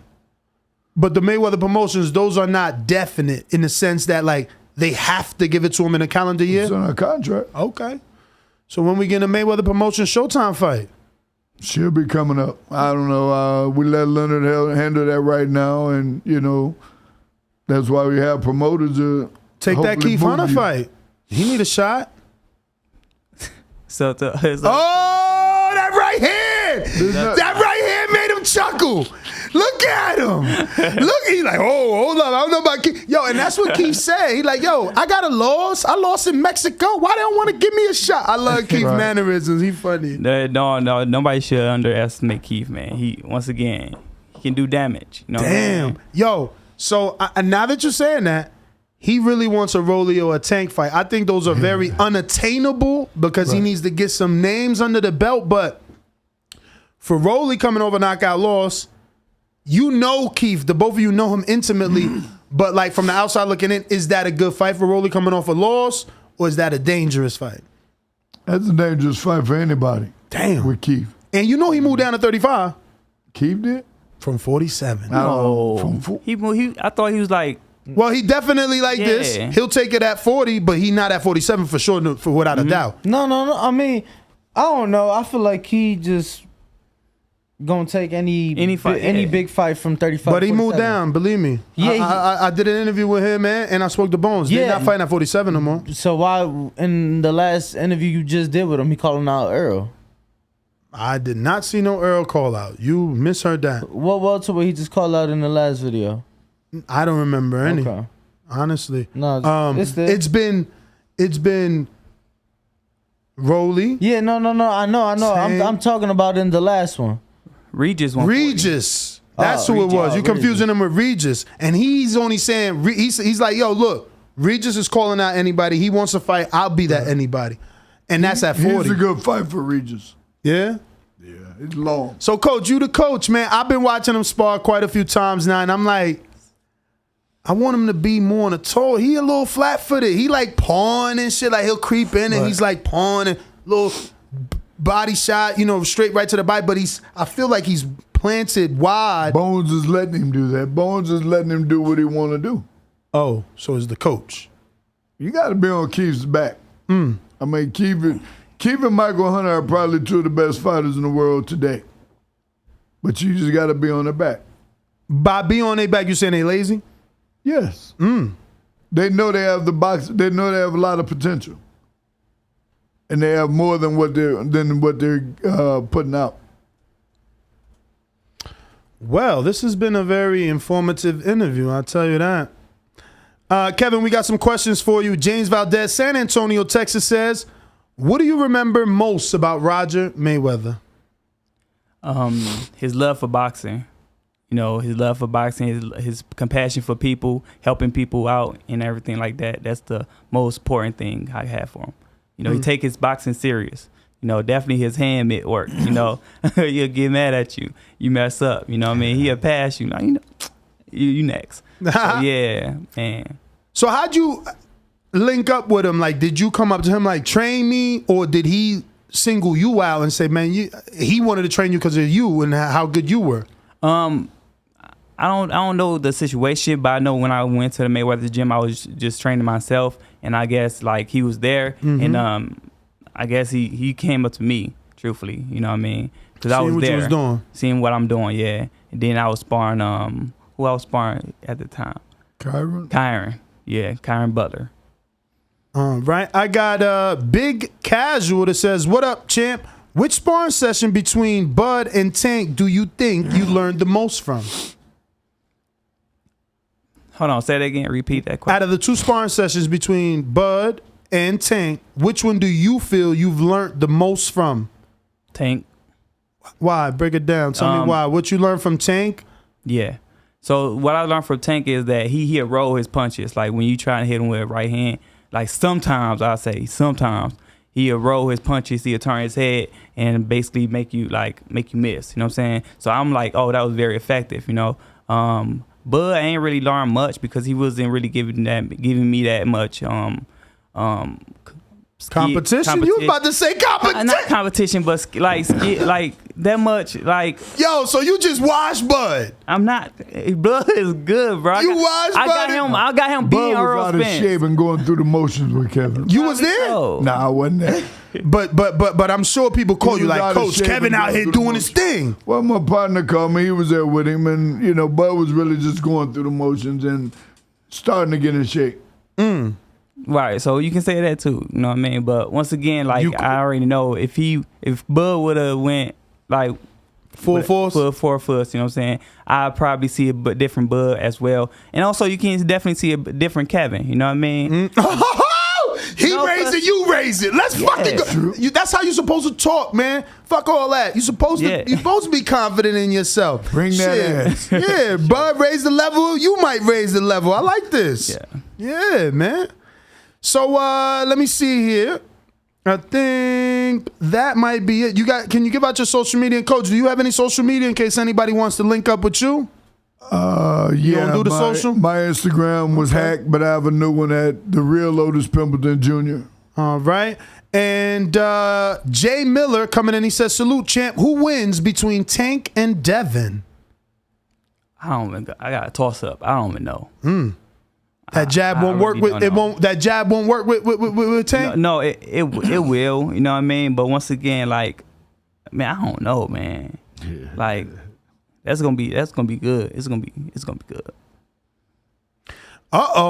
Lids Low in Decatur, Georgia says, "Yo, Kevin, I follow you on IG. Can you bless us with one of your songs? You sing or you rap?" No, I don't got no song. So. Oh, you don't know what you're talking about? No, I don't know what you're talking about. Probably different Kevin. Wrong Kevin. Let me get a screenshot so y'all can follow the right Kevin. Yes, sir. This is you, right? Yep, that's me. Yeah. This is the one you should be following. Yeah, He says follow me at Kevin Thunderstorm Johnson on Instagram, Facebook, and also Twitter. I don't see no songs here, man. This the fight. So this the one you want in July. Oh, my little brother had a song, Thunderstorm. Okay. They don't want me to bring that thunder out. So you saying this might have been offered to you, or you just trying to manifest here? Because I mean, he was scheduled to come back. What, July in Chicago? He's scheduled. Yeah, he's got a fight coming up. What y'all feel about Chicago? I ain't heard no announcement, nothing. It's supposed to be on Showtime, but there's an undercard being built. Nah, I mean, shit, not no more. It fell apart? I mean, the fighter that told us about the card before we even heard anything, he not on it. He just announced he headlining somewhere else. So right. So I don't know. I ain't seen nothing. That shit less than a month. You think Omar Figueroa he was supposed to fight, right? Yeah, they did. Mm-hmm. So we're just laying maybe Omar fall out. Mm-hmm. And you think you beat him better than Mikey? Who? Broner. I feel like I can. You know what I mean? Once again, like, depends on that day, you know what I mean? Like, I'm knocking everybody out. That's my prediction on every fight. You know what I'm saying? Broner ain't never been knocked out. Oh, I'll be first. Broner fought Maidana, champ. I will be the first. Oh. Ooh, I'm like him. Ooh, let's bust that ass. Oh man, I just can't wait till I show you guys, like, you know what I mean, show the whole world what I can do. You know Let me what I ask mean? you something. You sparred my man Jalen Phillips? You know you did. Phillip? Jalen. Is it Jalen or Jason? No, Jalen. Jalen Phillips. Probably did. He trained out of You city. don't know? Oh, the little left-handed dark-skinned kid. Yeah. What about it? How did that sparring go? When the last time y'all sparred him? The left-handed dude at Armin's gym. Year and a half. Oh, yeah, now? Okay. Yeah. Catch up with him this year. For sure. See what y'all like. What y'all think. You like him? He look different, man. He being trained now by Miguel Diaz. The boy's different. Mm-hmm. He look different. Miguel training him? Miguel Diaz. I'm waiting for a fight because I make money on him. I guarantee you he's different. Telling you. Man. And they gonna give him a 4 or 6 rounder, so he gonna fuck somebody world up. He's a nice kid though. I mean, in shape. He's been putting some fights that he wasn't ready for at the time. No, he took him. I got the ears to the street. They told his ass don't take that Abdullah Mason fight. He took that shit. Fight. Everybody told him. Everywhere I go, everybody listens to the show. So as soon as I walk in, they're like, bro, everybody told Jalen don't take that fight. Yeah. I'm like, okay. But he got 2 losses, right? I think so. Yeah, he lost two dudes he shouldn't have been fighting. He shouldn't have been fighting. Abdullah Mason and another prospect. What was the other prospect? Do you remember? Nah, I'd have to pull him. Red hot though. You don't remember him? The dark skinned kid, left-handed. That Armin was training. Yo, coach, I gotta ask you, what's up with that guy? Armin? Yeah, what's up with him? He's a circus act, bro. I don't know. He's a good dude. Man, look, we've got some things that's going on right now. Can't really talk about it. We can't really talk about it because they're legal issues. You know, to where they're trying to sue me, Kevin, and Floyd. But Harmon trying to say you his fighter. No. You just can't talk more about serious it. than that. Okay.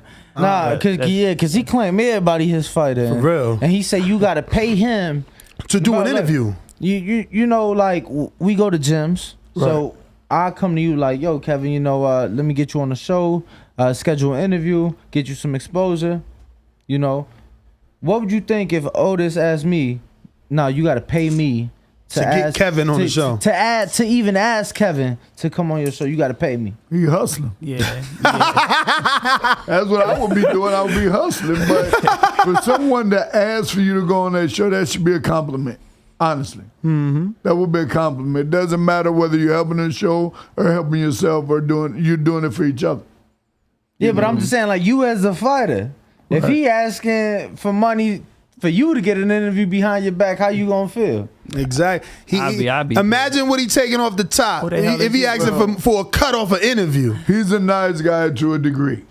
When it comes to that button switch, right? Because I think he's bipolar. I'm not gonna front. They gonna probably hit me with a defamation suit because I'm talking about him every day because he crazy. He shouldn't be doing what he doing to I people. talk to him quite a bit. Like I said, right now some other matters going on, and I let my legal people handle it. Yeah, I don't want to get no legal team involved, so we're going to keep it moving and go ahead and take a quick intermission, take this picture with the team, and be right back. But we want to thank you, obviously, for coming on the show. Sure. We appreciate and your... I want to thank Mayweather Promotions, Davis's Entertainment. Also, shout out to Cam, Davis's Questions, Leonard Allaby, Floyd Mayweather Jr., and my whole team, Otis Pimpleton over here. And just the whole squad, man, whole squad. Thunderstorm team. Dream team, when to be won. Let's go. We'll be right back, ladies and gentlemen. Otis, you did give out your social media, correct? Yes, sir, but I'll do it again. You can reach me at Otis, the real Otis Pimpleton Jr. at Instagram or Otis Pimpleton Jr. on Facebook. All right, gentlemen. We appreciate it. We'll be right back.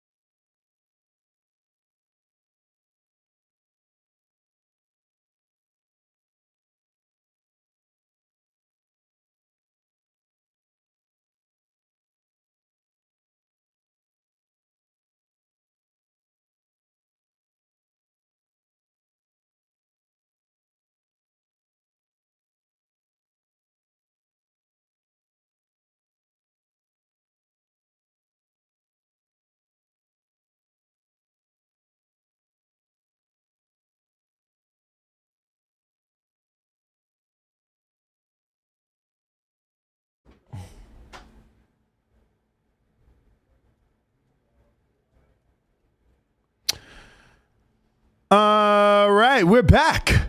I didn't know the mics were hot. What up? And the music was not on? I played it. Huh.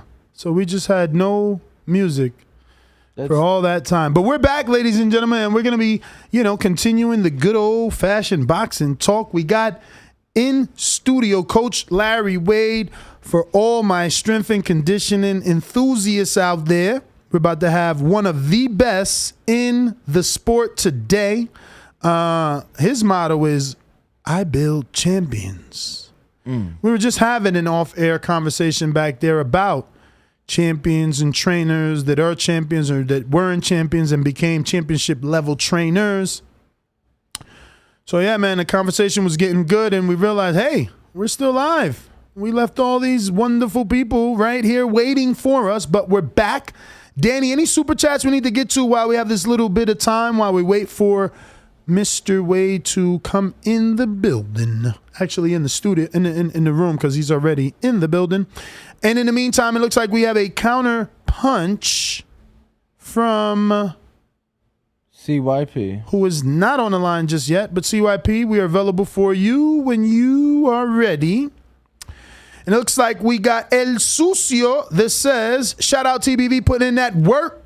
Trevor Diaz is back with another one that says, Y'all saw Mikey Garcia retired. It's on his IG bio. We did. Yeah, we posted it on our IG so that you don't have to go anywhere. United 46 with their super chat saying Tommy Fury confirmed on IG he was stopped. And obviously stopped denied entry into America. Yeah, that was crazy. Yeah, obviously now the Jake Paul fight in jeopardy. He couldn't make it to the U.S.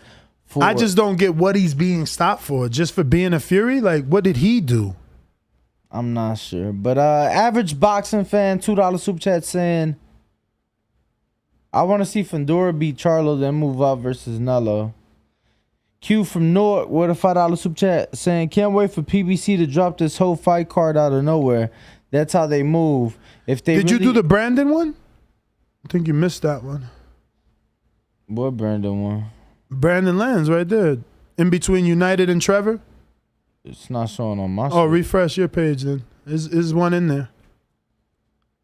Oh, okay. Yeah. Yeah, no, still nothing. What? Bro, you're skipping it. Look at it right here. How am I skipping it? Right there. Where the fuck is Brandon? Right here, look. Don't let it get lost. Him saying he was only focused on 2 fights came when he was asked about David being his WBC mandatory. Bro, when is that? What are you talking about? Right there, right after Trevor Diaz. Y'all saw Mikey, then Brandon, then United. $5 super chat. Yeah, I don't know. I guess only you could see that. I guess you are. I mean, because you see it's not here. So. Q and North says, can't wait for BBC to drop this whole fight card out of nowhere. That's how they move. If they really had balls, Keith and Boots co-feature TBV Fire is CYP Avail. No, he's not. All right. And we're waiting for Coach Larry Wade. Looks like we're ready. All right, and let me just double check on the Cash App while we're still waiting for our next guest. And if you haven't already, hit that thumbs up button. Go ahead and hit that thumbs up button. It's going to help with the algorithm. It's going to let everybody know that we are rocking out 7 days a week, bringing you two interviews a day from boxing industry insiders, trainers, coaches, boxers, fighters. I did it on purpose. Remember, you got mad because I said fighters and boxers. You're like, it's the same shit. I wasn't even paying attention to shit you were saying, bro. No. You good. Coach Larry Wade. How are you? How are you, Coach? What's up, baby? What's up? Happy to be here. Thank you for coming in. And being punctual? Being punctual. Yeah, this time around, right? Nah, it's good, man. I don't even know where to start. I guess, where did you get your start? How'd you end up doing strength and conditioning for boxers? Because at least I want to say I know that you started in track and field, or that Absolutely. you come from track and field. Absolutely. You know, when I retired from being a pro track athlete, I actually found myself, training other pro, track athletes as well, right? And that kind of transitioned me from being in the sport of track. I find myself with NFL guys. That's the next situation. I had guys running 4.3 and a 40 and getting drafted, and that kind of became the next move. Before I knew it, my name was circulating around with all these different agents, from NFL to NBA to MLB. And I was actually training with Gilbert Arenas, who was a former NBA player at the time. And my wife was the head coach at the University of Las Vegas, Nevada. And so my son was still really young. He was like maybe 4 to 6 months old. And Gilbert wasn't coming to practice at the time. He was dealing with some situations. He wasn't coming. And so I told Gilbert, listen, I'm going to go to Las Vegas, spend time with my wife and my newborn kid. When you ready for me to come back, I'll come back. So I came to Las Vegas to visit my wife. So I go to the college to visit her. It just so happened on the track, I see two guys running around the track. One guy running around the track and the other guy coaching them. I didn't know who they were, but one of the person who was running looked like a football player. And I'm thinking, okay, maybe this is a potential guy I will work with if I move here, thinking he was an NFL guy or a college football player. The other guy, he was standing kind of strong-faced and kind of intimidating, and it just so happened those people were Sean Porter and Kenny Porter. And so I walked up to Kenny Porter, and I introduced myself, and Kenny just kind of looked at me and was nodding his head, kind of explained that this was Sean Porter. I still didn't know he was a boxer. And he said, yeah, my son, he's going to be fighting here soon for a fight coming up next 3 to 4 months. All right, cool. Passed the number. He called me like 2 weeks later. I did a workout with him. He said that him and Sean both loved the workout. And he asked me if I've ever trained a boxer before. I said, no. He said, can you get a guy in shape? I said, that's what I do for a living, right? And so he said, this is what we'll do. I have you come in, you twice a week for your strength and conditioning stuff, then come to the gym every day for free and learn more about the sport. And that became the best education that I could ever receive, because most people see me where I'm at now and think it just was given. You have to really pay your dues to get to this point 10 years later to have an opportunity. So I was going in the gym every day for a year and a half, basically for free. I would get paid twice a week for my strength work, but the gym was free, and it was worth it because it gave me an opportunity to learn a lot of things and how to coordinate and put a symmetry between my knowledge and education and understanding of speed, power, and how it applies to boxing, because boxing is not like any other sport. And I can relate to it a lot based on the fact that in the sport of track and field, size matters, power matters, speed matters. You can't be too big, can't be too small, and you have to have the amount of force to go with it. So it gave me the education I needed to be able to be in the spot to where I'm at right now. It's funny to hear you say that, because I feel like Ken also gave Stephen Edwards his start.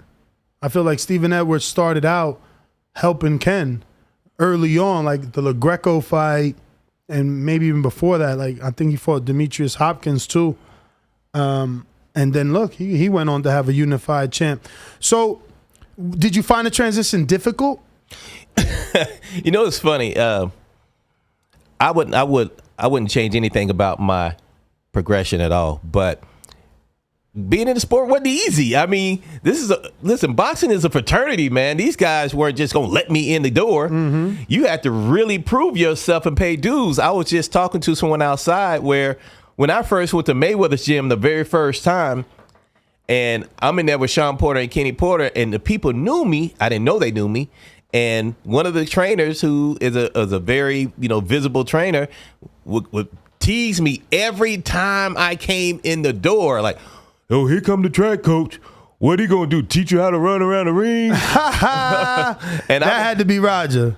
Nah, it wasn't actually. It was Otis. Oh, it was O, and O and I talked about that after that. But it was two things. I'm looking at him like, I don't know this dude. Think at it from my perspective. I'm in a whole new industry. I'm coming in just to do a job, And here's this guy who I don't know making fun of me every time I go in the gym, and I'm looking at him like, man, I don't know what the language censor is here. Nah, you good. But I was like, whatever, man, I said, this dude, you gonna fuck beat him his up. ass. Right. Right. And so he would do that every day. And it got to the point for me where I was like, you know what? I'm going to show this motherfucker. I'm going to show him how good I am. I'm going to show him why he's going to respect me every time I come in this gym. And that became a little bit of the motivation that made me want to stay locked into it. So here I am, being a former competitor. Here's this guy looking at me like, who is he? Why is he here? And I'm saying, hey, I'm going to prove to you why I'm here. And that became part of it. On top of, which is the main priority, making sure I can learn as much as I possibly could to help Sean Porter advance to where he needs to advance to. What'd you learn the most about yourself during that year and a half when you're going in the gym every single day for free? You know what? There's been so many moments where, you know, you contemplate that you want to walk away from this thing, especially when you got kids and a wife you got to take care of. You know, that first year I went from training all these pro athletes, making six figures a year, to now training a few kids from the age of 9 to 15, $20 a session, just trying to survive, trying to pick up an opportunity to take care of my family. And so in the growth of developing in the sport of boxing, it's not always roses. You have to go through a few things, not only, you know, with the peers, but also the people you have to work with. And what I've learned about myself is you have to have a high level of humility and a high level of confidence and focus, because you're going to have to do some things that you may not want to do. You're going to have to endure some things that you may not want to endure, and especially being a grown man. So sometimes you're in a situation where you have to just swallow spit and shut up just to get the job done and keep your eye on the bigger task at hand, opposed to focusing on all the small things that could get in your way. Think about it like this. I had a conversation with a trainer, up and coming trainer, that's in the game right now, and he was having some issues, you know, within his camp, and he was like, Coach, I don't want to do this anymore. I want to walk away. And I said, well, the funny thing is, you could do that. I think if you feel like that's something you should do that. But do you really want to walk away at a time when your athlete is this close to being a world champion?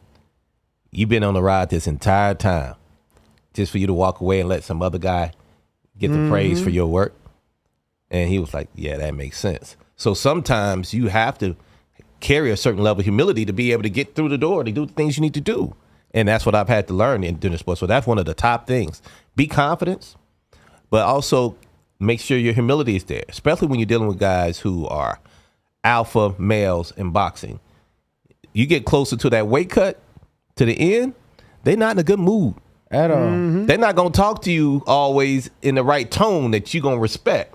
But you have to understand where they're at in their development, swallow spit, and be like, all right, cool. He going through something, so I'm going to let that ride. And we'll talk about it if it's become bigger later. But if not, it's just a level of professionalism, like, yeah, whatever. Keep it going. So that would probably be the biggest thing. Make sure you have that humility while you're in the midst of trying to get to where you're trying to go. So do you think there would have been a better fighter to start your career with as a strength and conditioning coach to boxers? Or do you think Sean Porter, you wouldn't be here without a Porter? And I only say that because of the way he fights and that stamina that he shows. I think it made the world a believer on your program because he never got tired. Correct. You know, and for me, I told my audience, it's just like, it was like that I think I used that Denzel thing. It was like Blue Magic. Yeah. It's a brand. So I feel like if I see you in the corner, it's a brand. Right. It's something I know. Right. I can trust that Larry, and that's why I fucking picked Plant to go decision. I didn't pick him to win. Yeah, that's cool. I thought he was gonna fucking get the decision because of you. Yeah. And his already amazing footwork, but Right. you know, Canelo was chopping away, so it was inevitable. But you know, I feel like I can bet money that your guys are in shape, and I think it stems all the way back from Sean. Yeah. Well, that's true. To answer your question, there couldn't have been a better fighter and respect trainer in Kenny Porter that I could have started with. And I say it in that way. I learned a lot of lessons. One was to be able to trust what I do. Two, Kenny Porter's a very hands-on trainer. So he was always there to make sure things were done in a certain level, at a certain capacity. And from an education standpoint, I feel like there's moments where Kenny Porter himself can be underrated in the things he does. And I say it in that way because one of the things that Kenny asked me to do my first year was to take the coaching certification for boxing. And he paid for it, asked me to go take it. And it was at a Silver Gloves event here. I went and took the test. And the funny thing about it, never studied for the test. Had no idea what it was going to be about. Even though what kind of questions they asked you on there? Well, it was an open book test, actually, to be very honest with you. But it's like 50 people in this room. But it just basically asked them stuff about when should you pull a guy out the corner, or when can you supposed to step up on the rail, stuff like that. Basic stuff. It's real preliminary. But I go in the test nervous because I'm a college graduate. You know how tests can be. I don't know what I'm looking forward to, and I get in there. I take the test. I'm the first one finished with the test. I'm finished with it so fast. Now, understand this. Didn't look at the book one time. And all the stuff I had been learning over that year and a half, through Kenny Porter and going to the gym. And so take the test. I look around the whole room. Here are these boxing guys who've been there forever. And I'm nervous because I'm like, wow, am I the first one finished? I look around. I go back and look over the questions again just to make sure. Maybe I, went too fast. By the time I did it the second time, I turned my test in. I'm like, number 3. I'm the only person in the class made 100 on the test. And that just came from just understanding the things that had been taught to me in person in real time. Not necessarily what I was reading in the book, but what I had been taught through that process. So I don't think there was a better fighter and or better trainer for me to start out with. It gave me the structure, the foundation I needed. And I just added my own education and experience to that.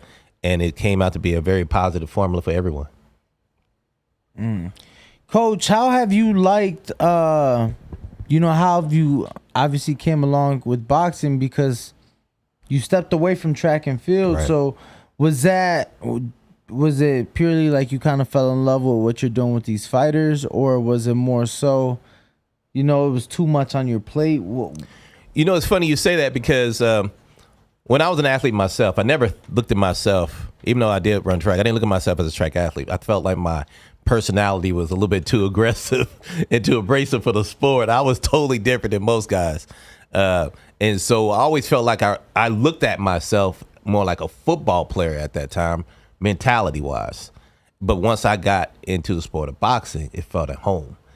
I was like, oh, I was never that football player guy. I was that boxing guy mentally. I was always tough, kind of quote-unquote structural, and at the same time crazy a little bit. And I needed all of that and to do what I need to do at that time. So once I got into sport, it felt like second nature. And the more I got into it, it's kind of like that girlfriend situation where you have one girlfriend, you like her, but you're not really in love with her anymore, not really your thing. But then you got this new girlfriend who's amazing to you. She does everything you want her to do, and that you understand her. And so I fell in love with this other situation. So just like in anything else, I had to make a decision. Do I want to try to keep balancing both? Or do I want to commit my full time and attention to the one I love? Because the one thing I can tell you for sure, this sport and any sport, especially boxing, that ring is jealous.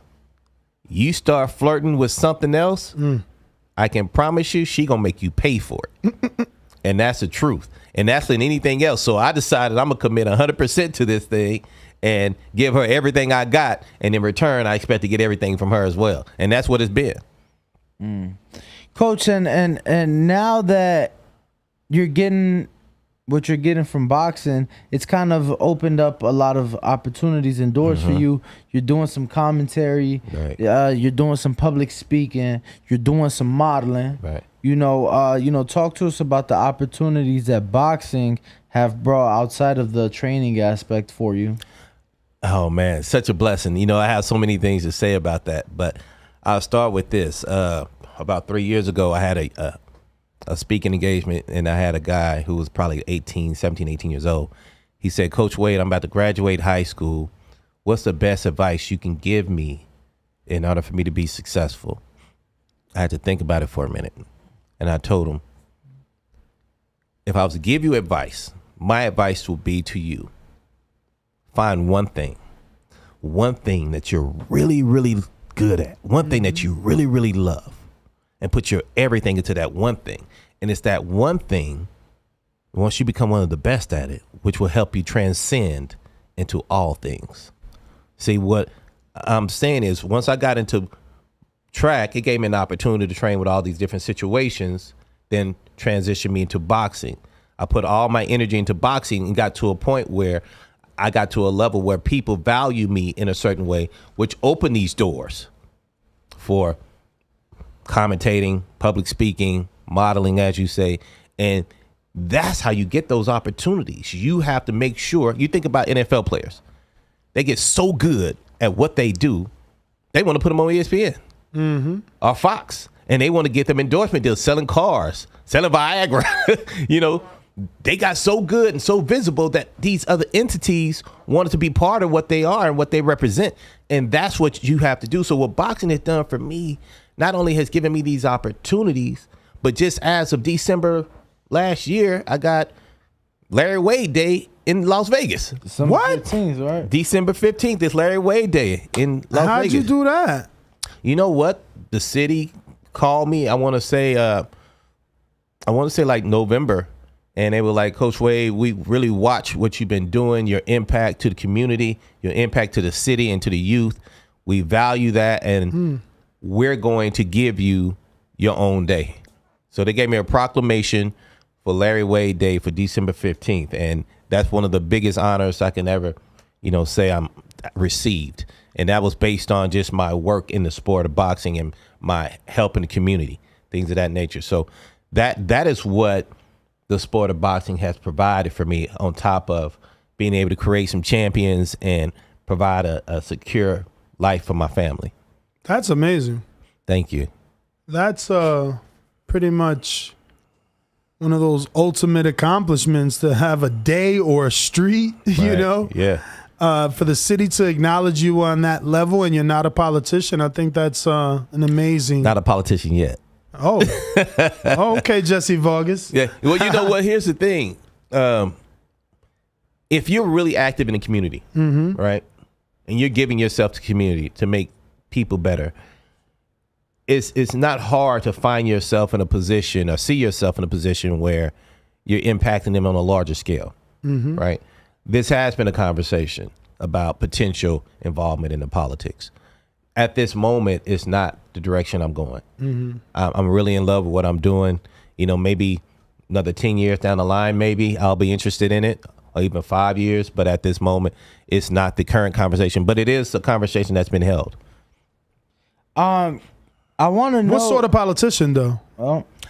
Maybe councilman. I don't know. We'll see. We're not. And why? I mean, you're not born and raised. You're from here in Vegas. Right. What sort of changes do you want to see, or what is it that you think you would bring? I'm a little lost as to why. No, I love that question. I'm gonna tell you why. Because the one thing that I've learned being here in Vegas, statistically, we are not necessarily looked at as the best education state. We're usually in the lower quarter of the state from an education standpoint.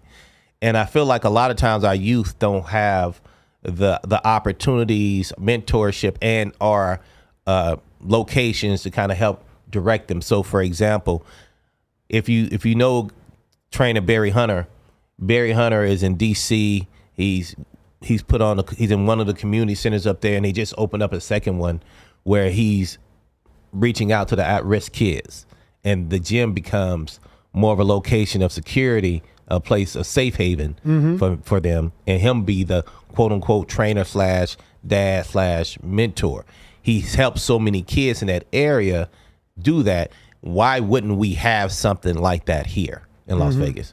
And so that would definitely be my first approach, find out different ways to get outreach programs in place to help our kids so we can save them. If we give them more guidance and give them more structure and give them more faith, I feel like we have a great chance for them to be great, and our education programs will get better. They have to feel excited. They have to feel motivated. They have to feel as if someone is holding them accountable, someone they respect. And that being the case, that would be one of the first things I do. Why wouldn't we have that, considering that Las Vegas is considered the mecca of boxing?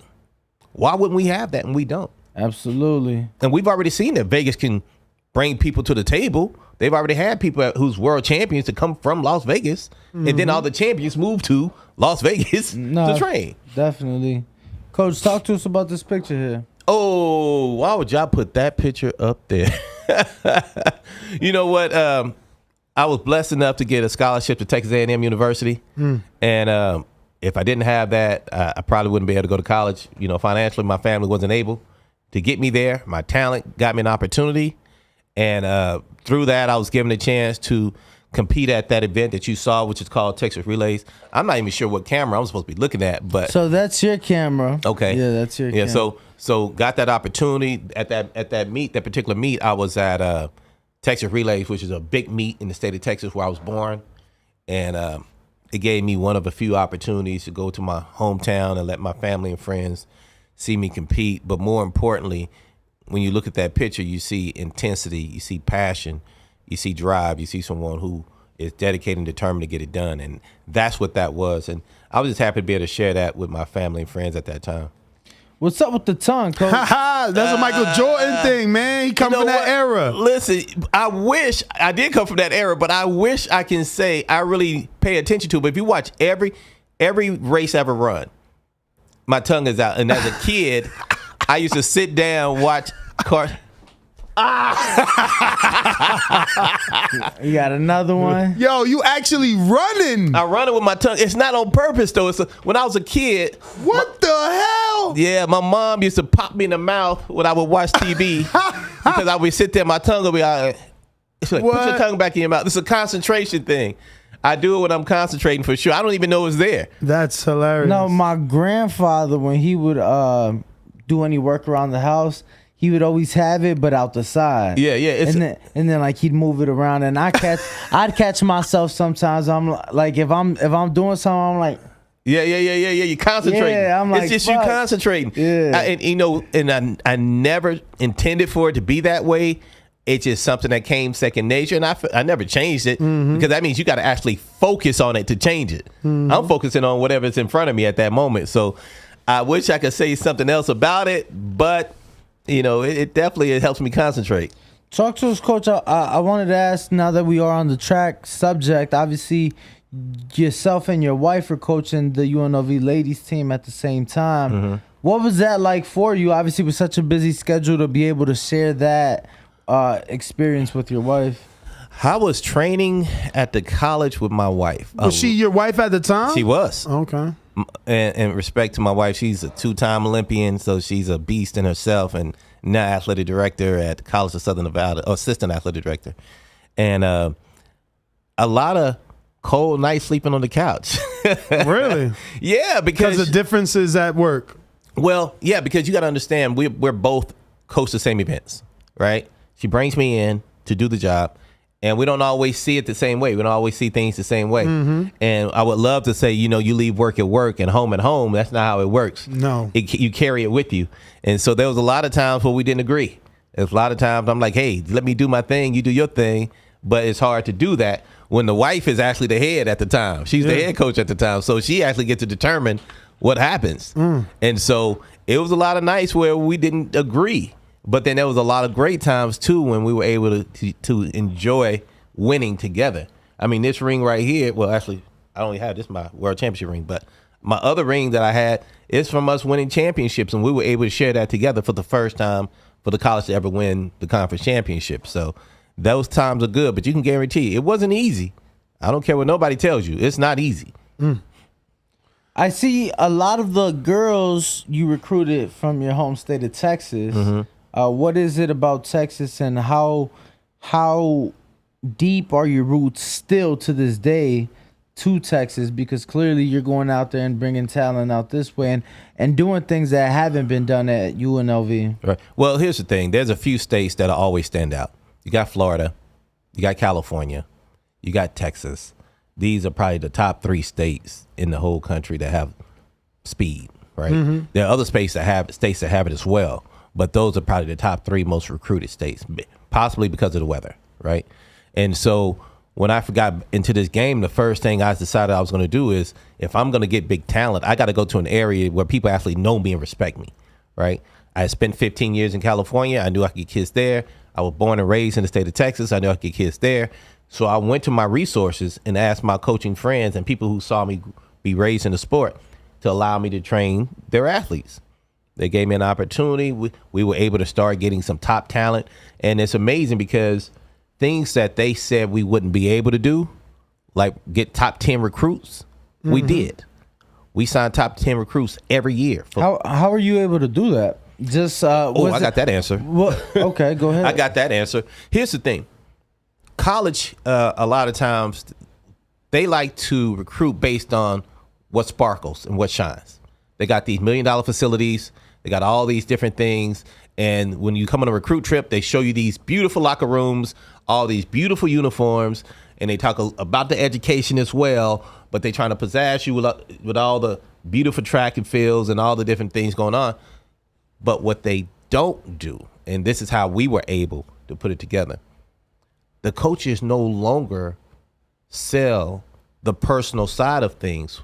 And I'll give you an example. If you got a kid and your kid's going to go to college, every institution has a track. Every institution has some facility that may shine. But is that really all that you're looking for your kid to receive? But of course, you want your kid to have an education, but you also want to know as a parent that your coach is going to take care of your kid. See, when you start competing in the dollars and cents category, it's all about who makes the most money, who looks the best. But when you put it in a space where there is no way to compare or compete with someone, you can't compete with me based on how much I care for your kid. There's not another program that can do that. I got a kid, the first kid I got that was a top 10 kid. Her name is Destiny Smith Barnett. She was number 2 in the nation. She came out. She getting recruited from Texas, USC, Alabama, Oregon, LSU. Everybody's recruiting her. I told her father and her mother, listen, you can always go to any of those other schools. Mm-hmm. But I can promise you, when your kid is sick, I'm going to be the one come to the door. If she goes to the hospital, I'm going to be there instantly. If something's wrong with her, I'm going to always have my phone open so she can talk to me. You don't have to worry about your child when she's with me. I'm going to be there first. And when you start to put things in that category, when you know someone is going to take care of your kid, you start to eliminate all those other things. Yeah, you got all these things, but do you care about my kid? Right. And so when we start to put that on the table, that being a priority opposed to how good the facility looks, then we start to get those top 10 kids, because now the one thing that makes you feel good as a parent that you can sleep with at night is your kid is taken care of. And that's how we start to get them. What did that mean for you to be able to get these top 10 recruits? Because I'm not going to lie to you, I was impressed. I was impressed because UNLV ain't known for nothing but their early 90s basketball team, and that's it. That's true. It meant a lot, but here's the thing that it meant the most to me. I'm a competitor, right? And I want to prove to the world, and especially the NCAA nation, that it's not where you're at, it's who you're with. I want to prove to them that a mid-major school like UNLV can be equally as competitive, if not more competitive, as any Power 5 Division I school. Even though budget isn't even close to the same, even though we don't have nearly many uniforms. Matter of fact, UNLV, they don't even have a bathroom at the track. But we can still beat you. And that's what we did. We got kids and we beat them with those kids. And that same mentality crosses over into boxing. My kid cannot be the one they think is supposed to win that fight. But I'm going to prove to you why you got a problem, because I'm in this corner. Not only from training, but from a mindset standpoint. Sean Porter said something to me on an interview that hurt my heart. It hurt my heart when he said it, but once he explained it, it makes sense. He says, Coach Wade, they said, how important is it for you to have Coach Wade? He says, he's good, he's great, he's a good trainer, but his workouts are the only thing I haven't done. And I looked at him like, what the hell are we doing? His workouts are nothing that he hasn't done, he said? Yeah. And I'm looking at him, I'm like, what the hell is he talking about, right? What are we talking about right now? He says, but It's the way Coach Wade makes me feel like I could do anything. It's why I really like and love Coach Wade. He makes me feel like I could do anything I wanted to. And that is the X factor. You know, I can put workouts up online. I can show you all the different things, but none of that matters if you don't understand the structure or the science behind what I'm doing, why I'm doing it, and then that X factor of making you believe and understand you can do anything. And I think that's what makes a huge difference from a style standpoint. So, a year from now, where are you going to be at, Coach? What can we expect from Coach Larry Wade the next 12 months? You know what? I'm not going to narrow it down to 12 months, but what I will say is we're in the process of making some different moves. I've always been a trailblazer in regards to what I do and how I do it, and I try to make a positive change in everything we got going on. So I got some things on the table that are coming around, but I can promise you what you're going to see in the next 12 months, if not the next 3 to 5 years, it's going to be something that's going to structurally change how we view boxing and give not only myself, but the trainers and the athletes more value and more equity in the sport that they build. And that's big because right now, the lion's share of things go to the people who run the business. And there's nothing wrong with that. But I feel as if our boxers, our trainers need to also claim stake into the business they are building. And that's what you're going to see happen in the future. It's not going to be just strength conditioning anymore. You're going to see more business related issues. I mean, things come up in regards to me trying to educate people on what you should do financially as well. I was waiting for the right time to ask you if you would ever allow yourself to get into management. That is a conversation that we're having currently at this moment. I've had more than a handful of boxers ask me to manage them. I opted out of it earlier in my career. I think I'm at a point now where I'm connected with the right people that can allow me not just to train a guy, but to build a guy up and give him an opportunity at some legitimate fights and some legitimate income to support himself. Because here's the thing. These belts are great, and I want my guys to all win titles, but everybody's not going to win.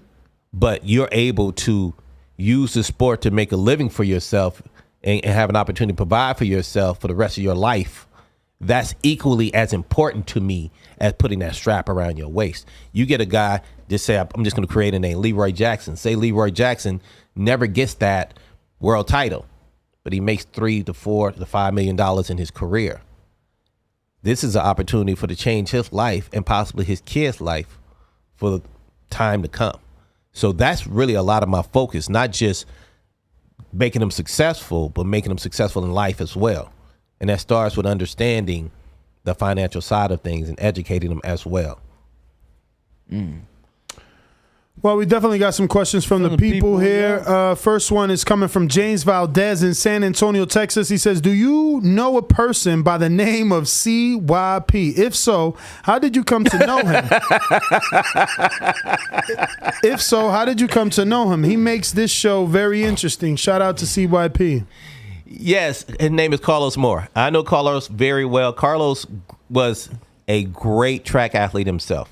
He really was. He was a junior college champion. He was also the record holder for Mount Sac College, and the boy was great.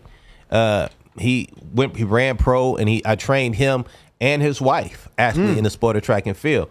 And he and his wife, he ended up coming after me and becoming a coach himself, and trained his wife, and his wife ended up going to the world championships. So he's a legitimate coach in what he does. And the one thing, Carlos actually started in boxing himself before he started really doing track. Boxing was actually the first sport. Then he transitioned into track and field, and he has the mindset of a boxer, though. He really does. But that being said, that's how I know him. And the one thing that I always do is any of my athletes, if I'm able to be in their life at any degree and actually be a supporter, I'm going to do that. So I support him, and I also try to put myself in a position to be a mentor to him and his wife. And I always enjoy the time I get to see him because he's entertaining. He's a lot of fun for sure. Mm-hmm. Full of energy. Full of it. And will talk plenty shit too. Mm-hmm. He should have been a lawyer, I think. He's a great debater. Ruin 504 says, what role does strength training play in boxing? What role? What role? I think that kind of speaks for itself, but I'll try to elaborate a little bit. Here's the reality. This is how I always explain it to people. You got to play the food, right? And you got the steak, and then you got the sides, right? The plate will be the fighter who holds everything. He's the main thing. Without the plate, there's no food to put on the plate. The steak is the head trainer. Me as strength conditioning coach, I'm the sides. I would be the mac and cheese. I would be the broccoli. I'm the addition. Can you have a plate without me? Sure, but it may not be balanced. And can you have a plate with just the meat? Sure, but it may not taste as good. Imagine having Thanksgiving or holidays without any of the sides, and all you had is the meat. It's my favorite part, the sides. See, and mine too. So my point is, you need that to have balance. But I'm not going to sit here and tell you that you can't be semi-successful without it. I just know we're at a point in the evolution of the sport. If you're trying to be the best, especially the top 3 to 5 people, you're going to need a great head trainer. You're going to have, but of course, as a fighter, you got to have your own determination, focus, and talent. But you got to have a great head trainer. You're going to have a great strength conditioning coach, and you're going to have a great nutritionist. If you want to be the best, because if you don't have those things, the people who are the best are going to beat you. And that's just the bottom line. So you don't think any elite level fighter should be in a fight without a strength coach? Well, here's the thing that confuses people. Because of the evolution of boxing, a lot of head coaches for a long time would kind of double duty. They were actually doing boxing and strength conditioning. Agreed. So strength conditioning has always been there. It just wasn't a certified position. Right. You know, it was coaches who kind of did something. Their coaches taught them, or that their coaches taught them, that their coaches taught them, and they would try to do those things in addition to boxing training. And so it's always been there. But I do believe that if you have a strength conditioning coach who is a boxing strength conditioning coach, let me be clear, not all strength conditioning coaches should be in boxing. But a boxing strength conditioning coach who's dedicated, focused on it, a guy who actually commits to it, understands the movement of boxers. If you have that guy, he's important to have, because now the head trainer has to focus on anything other than the technical side of things. He already has a lot on his plate.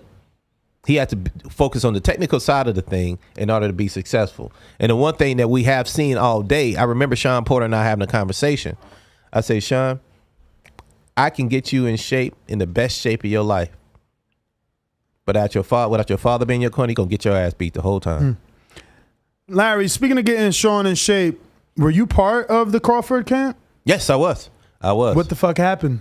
That didn't seem like the regular Sean. Then we got Kenny talking about he was one leg out and he didn't really want to train. And again, when I see Larry Wade, so I feel like you should be upset because his performance is kind of reflection of you. And again, I look at you like, yo, he's in the corner. Sean is ready. Right. And a lot of us thought he wasn't hurt. So we're forced to assume he was hurt or not himself because of the stoppage. But in actuality, there's some people that thought he could have continued. So just tell us from your, point of view, was he all the way in there mentally and physically, and what you think went wrong in that fight? Did you like the stoppage too? 3-part question. Oh, okay. Let me start with the decision of Kenny Porter throwing in the towel. I think he did the right thing. And the reason I say that is because it's a little different when you're in the corner and not only you're the trainer, but you're the father, right? You've been watching this kid since he was 4 years old. You brought him into sport since he was 4 years old. There's things he's going to see that we're not going to see because he's been watching him his entire career. And so he saw something in his kid's eye that he didn't like. And he made a decision that instead of me guess and hope that he can make it through this, I'm gonna throw the towel in now because it's not worth it. And at the end of the day, it's not. I mean, but do you think his judgment was clouded because it's his son and he's never seen his son down twice, let alone in the same round? No, I think he did what he felt like he needed to do, and that was to protect his son. I mean, anybody else, and I said it. I'm not going to just limit it to being his son. I think that he would have done that for any fighter that he felt like was in a very hard situation. Now, I'm not going to lie. When it happened, I didn't see it playing out that way, and I'm like, "What the hell's going on?" I didn't see it, right? But once I realized that Kenny threw the towel in, because I didn't even see him throw the towel in. But once I realized he threw the towel in, I understood why. And as far as training is concerned, it was a very hard training camp. It really was. And that being the case, but you got Tank in that same training camp, right, coming out like Sean Porter, like basically saying like, I'm that nice. I could fight at any division. Axe Porter because I put hands on him again, which is the same camp for the fucking Crawford fight. So it's like, was Porter 100% or was this a last paycheck? Well, here's the thing. I can say this: none of us knew he was going to retire. I had no idea. That was going to be my next question. Kenny had no idea. He didn't tell any of us. So when he announced that he was retiring, it was a shock to everybody on the team. And not only was it a shock, I'm not going to lie, I cried about it. Wow. Not because I wanted him to stay in the ring, it's because all the times I've shared with this young man over the last 9 to 10 years, and this is the last journey. And that's what became a reflection at that moment of everything we've been through. But no one knew he was going to retire. So if he had one foot in, one foot out, based on his idea to retire, he's the only one who knew. I mean, Ken makes it seem like he knew. Not that he was told physically, but like that. Oh, yeah. Again, he's the one. That whole 1 foot phrase, that's Ken's phrase. So that's where we. And I don't disagree with that. There were moments where I felt like, it wasn't the typical Sean, but. Did you see friction in the camp? Like, come on, Sean, I need more out of you. And him like, Yes. Okay. There were moments where Kenny would demand more, right? Or I would demand more. And it was challenging. And he just wasn't there. Well, it wasn't that he wasn't there. It becomes hard. It's hard work, right? The work we demand, especially from the Porter camp, is hard work. And you do that time in, time out, fight in, fight out, year in, year out. It becomes hard work, very grinding. So I did see moments when Kenny demanded more. There were moments when I demanded more. And if Sean knew he was going to retire, the team, we did not know. And even though Kenny may have said, hey, he kind of could see it, well, that's because that's his kid. He's been with him for years. He knows what he's looking at. So I would never discredit him in his decision to throw in that towel or in his perception of what he saw in Sean during that camp. Coach, we talked earlier about obviously you doing some public speaking. Right. You got the things going on. You doing Turo too? You got He got a Camaro. I seen you did that. I got a Camaro. Listen, the thing about being a trainer is not just about can you teach someone in the ring or in strength conditioning. It's about teaching people how to be overall rounded people. And I had been speaking to some of my athletes about this concept, and I said, how are you going to speak to them about it without trying it yourself? So I went and bought a car to put it on Turo, Camaro, and just to kind of see how it's going to move. And comes to find out with research, an average car makes about $10,000 a year off of Turo. All right. If you get 5 of those cars, if not 6 of those cars on Turo, you make $60,000 a year. That's easy money. And for these guys who are making hundreds of thousands, millions of dollars, they can invest themselves in something like this on a low level. And they make money. But you give me that number again. $10,000 per car. 6 cars a year. 6 cars. But that's a $35,000 car. So you got the note. You know what I'm saying? Not average person can't get 6. No, this is why I said $35,000 loans. But this is why I said for the boxer who's making hundreds of thousands, if not millions of dollars, if you got a guy that's making $3 million a fight, You could buy them right out. He could pay cash if you want to. Yeah. Matter of fact, he would probably pay $25,000 per car, and you get 5 of those. Right? You paid $125,000. That'll hold you for the next 5 years, and you put $60,000 or $50,000 each year for 5 years. That's gonna surpass. I gotta check in with you though. How many months? It's just started, right? I gotta check in with you in 6 months because this state, not only is the insurance super high, but the accidents are more probable here because it's late drinking and partying. Right. So you get more hours That's right. of danger, let alone people intoxicated. Absolutely. And that's why you have to make sure you got the right insurance plan, not only the one you carry yourself, but also the one you have through Turo.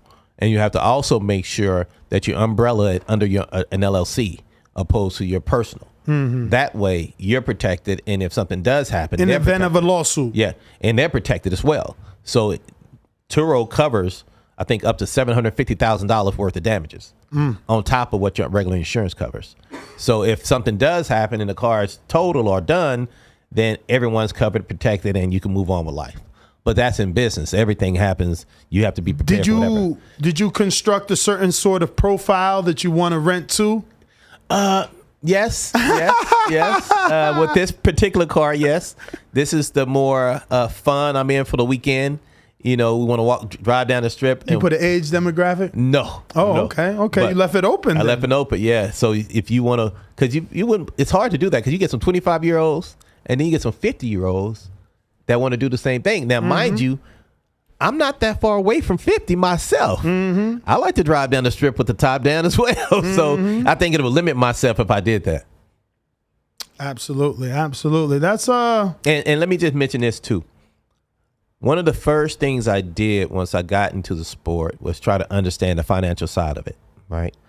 And as mentioned in an earlier conversation that's not on the show, a lot of times boxers walk away and they don't have money, right? And what I decided was I'm connected to some financial advisors / accountants and CPAs that actually help me be able to maximize my income. I don't make $3 million a fight, right? So whatever I make, I have to be able to work for me. And it's always easy to make money. It's hard as hell to keep it. So I introduce my fighters to the CPA or accountants that I use and give them an opportunity to understand what they should do for. What year was that Camaro? 2020. Oh. Yep, 2020. And check this out. I'm gonna tell you. I'll give you how much you paid? 26. You said 35. No, and my friend got a 15 though. 40,000 miles, 18 grand, red. Yeah, but it's not convertible. Yeah. So I got mine 26, right? At the time, 50,000 miles. But that one's an SS. His is SS. Yours SS? Nope. And so you get the convertible. RS? Nope, just basic. LT? Yeah. Yep. Okay, coach trying to get all the money out there. Listen, do the motherfucker even got a radio? Roll down window. I got electrical window. I haven't seen. I think that's out. I think they actually they don't do that anymore. Totally discontinued. My car, I have a 2016 Jeep Patriot. They tried to sell me a 2017 that had roll down windows. What? Yeah, and they tried to sell it as, oh, you need this if you take it off roading. And then I went to another dealership and they're like, that's bullshit. No, you don't need that. Right. Because they were like, you'll damage your motors of your windows. Right. Oh man. So the point was, I tried to introduce them to people so they can understand how to sustain their money. And this is true. You can ask my wife; she'll tell you. I don't, and I can't purchase anything over $5,000 without consulting. With your wife? Accountant, not a wife. But I go to him first. Like, okay, listen, this is what I want to do. Like 2 years ago, I wanted to buy an additional car. He said no. I wanted to buy an additional house. He said no. A year ago, I wanted to buy an additional car. No. I want to buy an additional house. He's like, no. This year, he's like, I want to get this car. He's like, what's it for? You already got cars. Yeah, I'm putting it on Turo. How much it costs? How much you investing into it? How much can you get monthly for it? How much is the insurance? What's the liability? He's asking all these questions. And then he says yes. So, because I've thought of that, but my risk is the same with Airbnb. Is like, what if you don't rent that month? Yeah, but that's a great thing. So, for example, my total cost, car note and insurance, $600, right? You're going to rent at least once or twice. No, you wish to at least rent once in 30 days, but it's not guaranteed. But let's say it doesn't, right? Let's say it doesn't rent that month. $500-$600, you take that. The next month, maybe it does. But at but at the end of the day, see, that's my fear. Maybe. At the end of the day, I'm gonna be honest with you, Chan. If you look, man, there is a need for shit. Like, there's not. If you look at all these different vehicles and when they're available, it's like pockets. You might get a 3-4 day window here, and then they're booked for 4 or 5 days, and then you get like a day here. Yeah. And they just cleaning it because it's going right back out for another rental. Like, I've rented a lot through them spots. People rent their shit out a lot. But I also looked at it like this. I have a 17-year-old kid, right? He's just now getting his license. He's coming around. So if it doesn't rent out, he can just use that car. Mm-hmm. So I kind of looked at it both ways. And if I had to swallow that $500-$600 note, it's no big deal. I can do it. But the goal was and is to make money doing it. Mm-hmm. And that's 90 seconds. That's the end of it for me. Everything's all about building. I got Brandon. He says in Houston, I was told by an established heavyweight that you can get the same endurance from an assault bike with much less impact on the bones than doing normal road work. From an expert perspective, what's your thoughts on this? I agree. I feel like you can get great work on an assault bike. You can get... What's an assault bike? The fan bike? Yeah. You can. It's great work. I use it. Badu Jack and I use it on the regular. That's our warm-up for everything we do. So you can get great work. And there's other things you can do like swimming that helps tremendously. When I had Luis Ortiz, we couldn't do a lot of road runs. Man, you had that man on the mountain. Yeah. So we was on the water. We doing a little run. We're doing some track. But a guy that big, his joints don't allow him to do that on a continuous basis. So you have to find alternate forms of conditioning, and I love that pool form, and it helped us tremendously. It's a full body exercise. Outside of track, swimming is one of the best things you can do. I have Dom in Seattle says, hey, coach, keep up the good work for making boxing great again. Who beat Canelo better, Floyd or Bivol? And who can do it again? Both. Actually, Floyd. I would say Floyd, and I say Floyd because Floyd was able to really show his boxing IQ. Floyd, in my opinion, is a genius in that ring. He is one of those guys that you just don't see very often. And he was teaching them all kinds of lessons, so much that Canelo went back home and was like, I need to figure out how this happened, why this happened, so this never happens again. I think the fight with Floyd made Canelo the fighter he is today. Absolutely. What's your thoughts? Just yesterday, he doubled down again that he's only, focused on Golovkin for September and right back into Bivol. My thought is, and someone asked me this about 2 weeks ago, it was the best thing for him. He did not need to get back in that ring with Bivol immediately. Mm-hmm. I feel like he needed to take some time away. I think felt like his coach needed to take some time away as well for them to reset, refocus, and get back in there, get a Triple G fight. That's a fight he's already won. That's a fight he already knows, and he can get in there and they can kind of refine themselves again.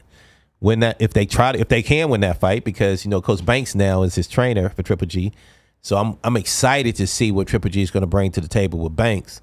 But if he can win that fight, then he'll be more mentally prepared for the Bivol fight. But for the Bivol fight, though, he's going to have to do more than try to hit him with power. He's going to have to use his feet. He's going to have to use his speed and then select his moments when he want to bring the heat.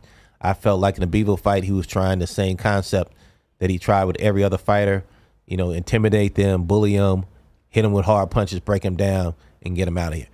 Bivol is not a little fighter. He's a big guy fight night. You ain't going to be able to just hit him with them same punches and think he going to fold. Right. Bivol was structured. He boxed him, kept him on the outside, into the jab, and he never fell into Canelo's mentality of, let me take you out of your game, put you in my game, and break you down. So he's going to have to really come into the game with I ain't going to say a totally new boxing strategy, but he's going to have to add some pieces to what he's doing. I felt like his jab wasn't nearly as existent as we wanted it to be. I think everything was heat. Let me bring heat. Let me hurt you. And with a guy like him, you have to box him first and then break him down and hopefully get him out of here. But Bivol a talent. I just don't like the fact that he don't get a lot of respect. Yeah, well, he's certainly getting it now. We got Bougie from Broward that says, "What's good, Coach? Thanks for pulling up this morning. As a fighter who procrastinates, what tips can you give to maintain your muscles or power nutritionally and your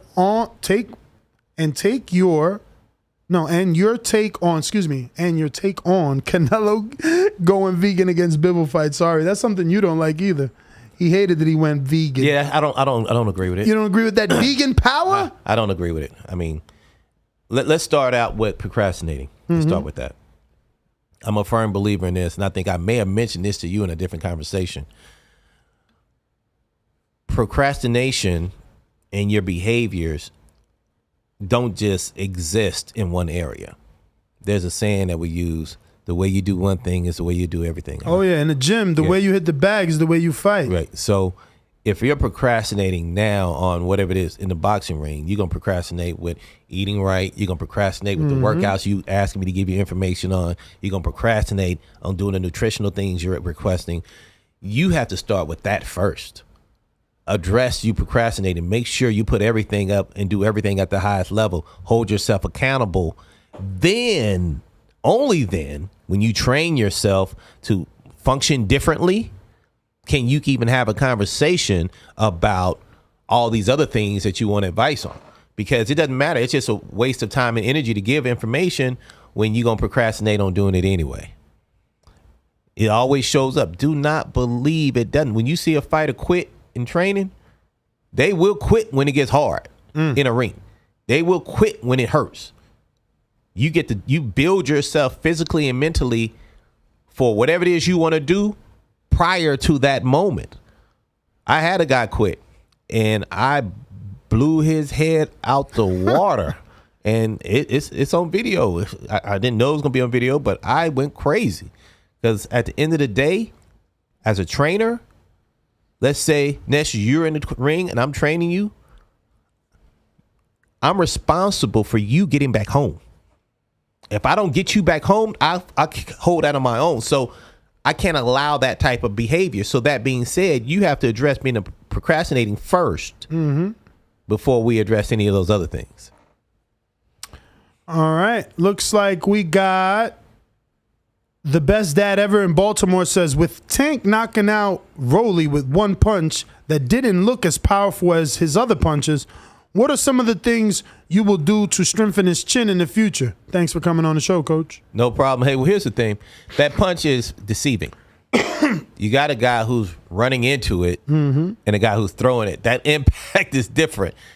What they're looking at is when a guy's standing still and Tank throws his heat and get him out of here. But when a guy throws a punch at a certain velocity and the person coming at him is coming at a certain velocity, that's going to make for a big impact. That's the difference of one car running into a wall at 90 miles an hour, or two cars running into each other at 45 miles an hour. The impact is going to be the same, if not worse, if they run into each other. So that punch is deceiving, but he definitely had heat on it, and Tank is an experienced veteran. You can't take anything away from him.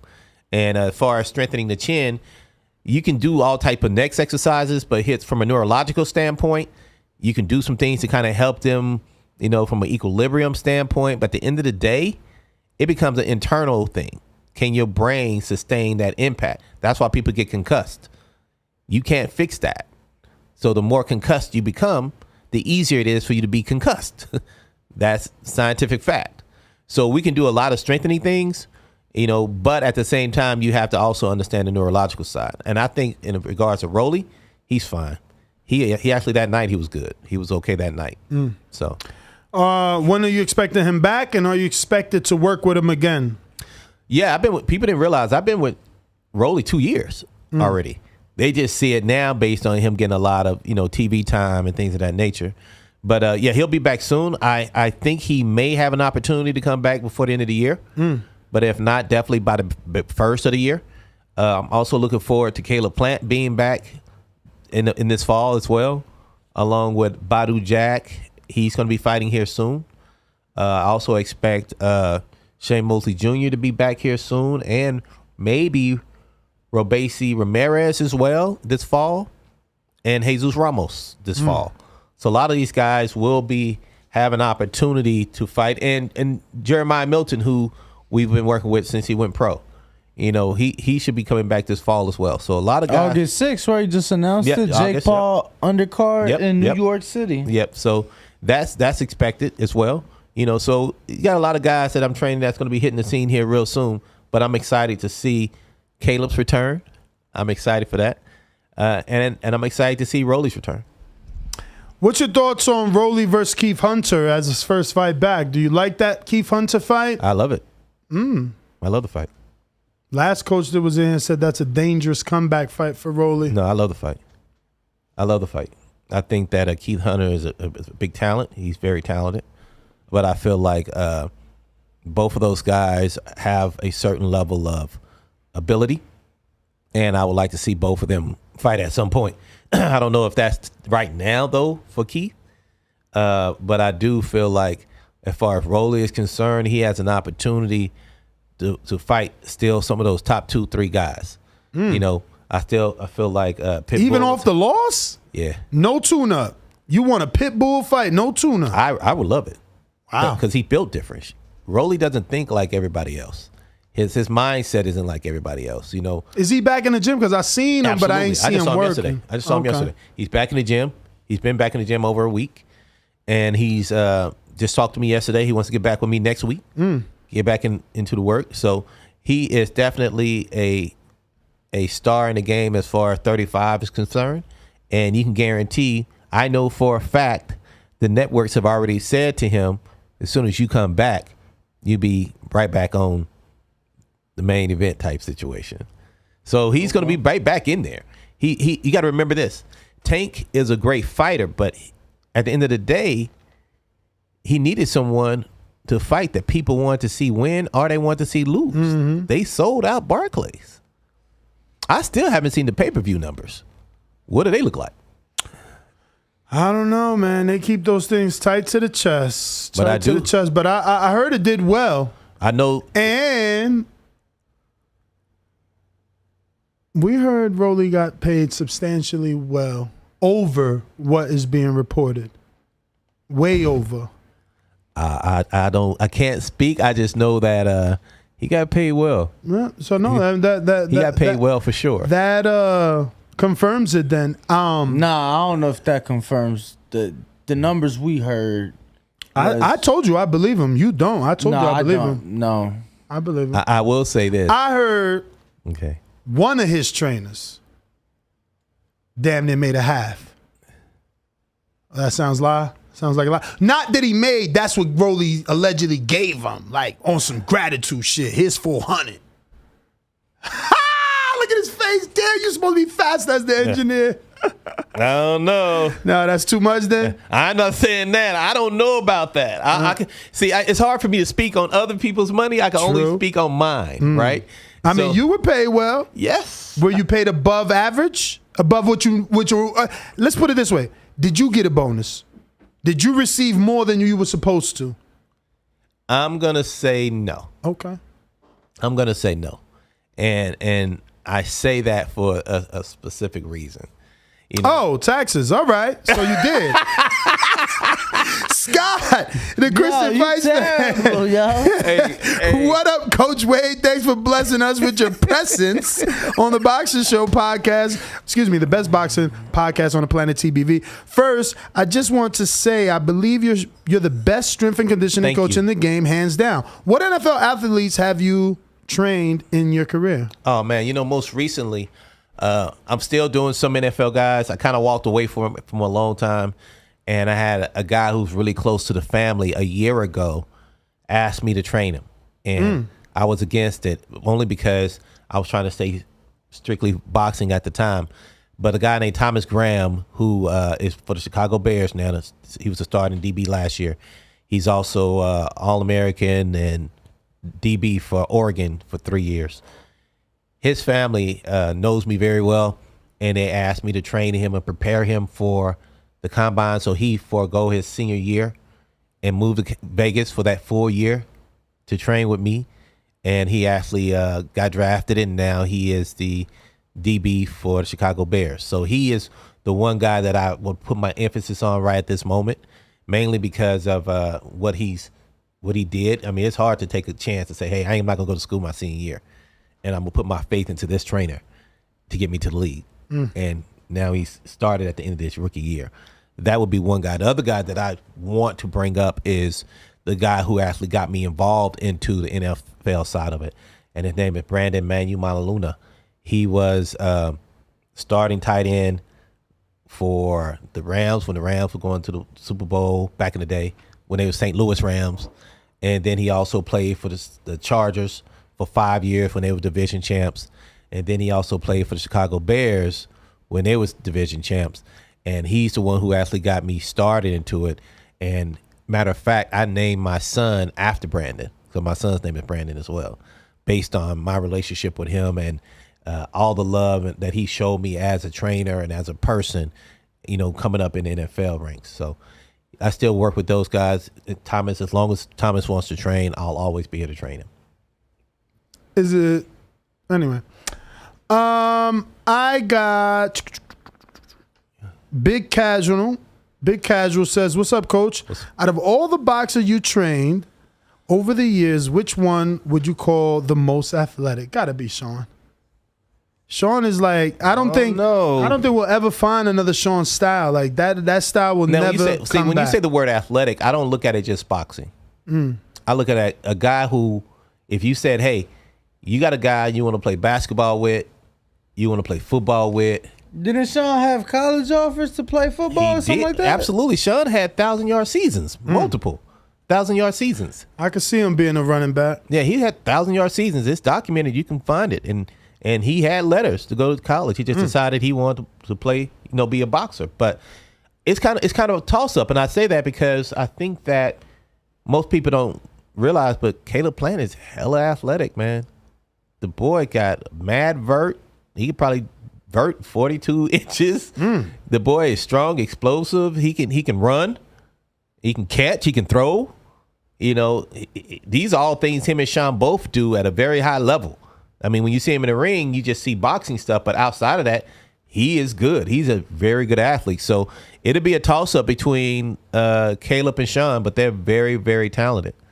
Coach, being that your background is track and field, do you just get the stopwatch and tell guys, oh, sprint, do the 40 or whatever the proper terminology is, or do you mix it up and try to make it fun? I think we had a strength coach here the other day who says that they don't do normal sprints, that they'll do catch. They'll do football passes. Teofimo's dad. No, it wasn't him. It was someone else. But you're confusing. But yeah, you're confusing like three people. So I know Teofimo's dad does it. Like three people. I brought it up. But go ahead. Who was it? Who was it, my friend? I mean, like I said, greatest co-host in the world right here. Bro, got my back. Up. Damn, bro, you just made throwing me under because you throwing me under the bus instead of just correcting me. So yesterday, Michael our guest said that he likes to do cardio by playing sports because he hates running. Then the other day we had a coach say he does high interval. Then before that we had another coach say he don't do distance, he does time. So, well, here's the thing. And this is going to probably be boring to most people. But since you asked the question, I have to say it in detail. In order to be a great trainer and even understand this game, you have to be able to know a few things. You have to, one, be able to know the different body types, right? Each body type is different. Understand the metabolism that goes with each body type. Secondly, you have to know the energy systems. If you don't know the energy systems and how they work, then you're not going to have an opportunity to train this person. The third thing you need to know is the athlete's years of training. Years of training doesn't mean boxing. A guy can have 15 years of boxing experience and 2 years of strength conditioning experience. They're not the same. You have to be able to understand what a development phase is, right? Last but not least, and people aren't going to really understand this part, you have to know a little bit of the fighter's background and history in regards to where they came from. people don't ever talk about it, but if you're dealing with a fighter who say his dad's has never been in the picture, he may not receive you the same. Mm-hmm. Or a person whose dad has always been in the picture, he may receive you differently. Or a guy who grew up in foster care / hood environments, he may take certain words and things you say in a different manner. Or a guy who came up middle class, which is typically not the case. You have to be able to understand all these things because that what makes this person who they are. Mm-hmm. I'll give an example. If I was say animal trainer to some degree, and I was say in the San Diego Zoo, the temperament that I may have with a penguin, feeding a penguin, is not the temperament I'm going to have feeding this lion. Mm-hmm. And when you dealing with these guys are skilled animals with their hands. They can kill you, just like that lion can kill you. You have to understand who you're dealing with, how you're dealing with them, and be able to take the scientific side of things and apply it to each person. Not only from a physical standpoint, but also from an emotional standpoint. You have to be able to do that. I don't train Sean Porter the way I train Badu Jack. I don't train Badu Jack the way I train Caleb Plant. Don't train Rolando Romero like I train any of them. Mm-hmm. Because all of them are in different positions in their life, and all of them have been brought up in a different way. So you have to condition what you do based on who they are, and I'm going to say this again for all you trainers, understand the scientific foundation behind what you do and why you do it. I give an example. How many times have you heard an athlete say, "Coach, I overtrain, but I felt like I was in shape"? You've heard it a lot of times. Like, I'm overtrained. Why? I don't know why I overtrain. Why are you saying that? What makes you feel that? Because when I'm in there, I can see the punches, but I can't get out the way, and it makes me tired. Well, there's a chance. Because here's the reality. Your anaerobic and your aerobic system, if you overtrain or overstress your ATP system, you overstress your adrenal glands. You overstress your adrenal glands, then that means your adrenaline doesn't function the way you need to, which helps you respond faster and you get touched. The reality of it is you have to understand when to train certain things and when not to train certain things. And that is the mistake that most trainers don't understand. Once you can understand that, then you have a better understanding of how to prepare a guy. But not only that, they don't understand, or they don't have a system to help determine. How do you determine what kind of fitness your guy's in? I can evaluate you today and tell you how many weeks I need to get you in shape.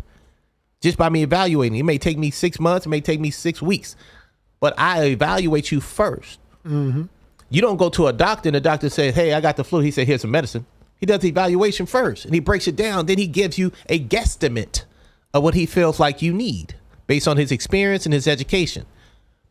You can't, if you're a trainer and you're trying to be successful and you want to do this at the highest level, you need a system in place. The athlete and the coach should be able to come to you and ask you, what kind of position, where are we at right now in training? How much longer do we need? What do you feel like he needs to get better at? And you be able to give him a legitimate answer outside. "No, we're doing good." Nah, that's not what they're paying you for. How much time do you need, coach? Let me evaluate him. Shane Mosley fight, when he just fought his last fight and got the belt. Mike Lenardi called me and he said, "Coach Wade, Shane got a fight opportunity. What do you think about the fight?" I told him about what I thought about the fight. He says, "Can we have him in time for 5 to 6 weeks?" I don't know. Send him to me. I did an evaluation on Saturday. I called him. I said, "We got enough time," because Shane kept himself in some legitimate shape. That means that I got enough time based on my evaluation. I know I can get this kid into shape by that fight. If I didn't see it, I wouldn't tell you. But that's all based off of a system. I didn't guess. I tested him out to figure out where we were from on his energy system. So that's how you got to figure it out. If you want to do this. So is it like, and I don't, for lack of a better word, I'm using simple.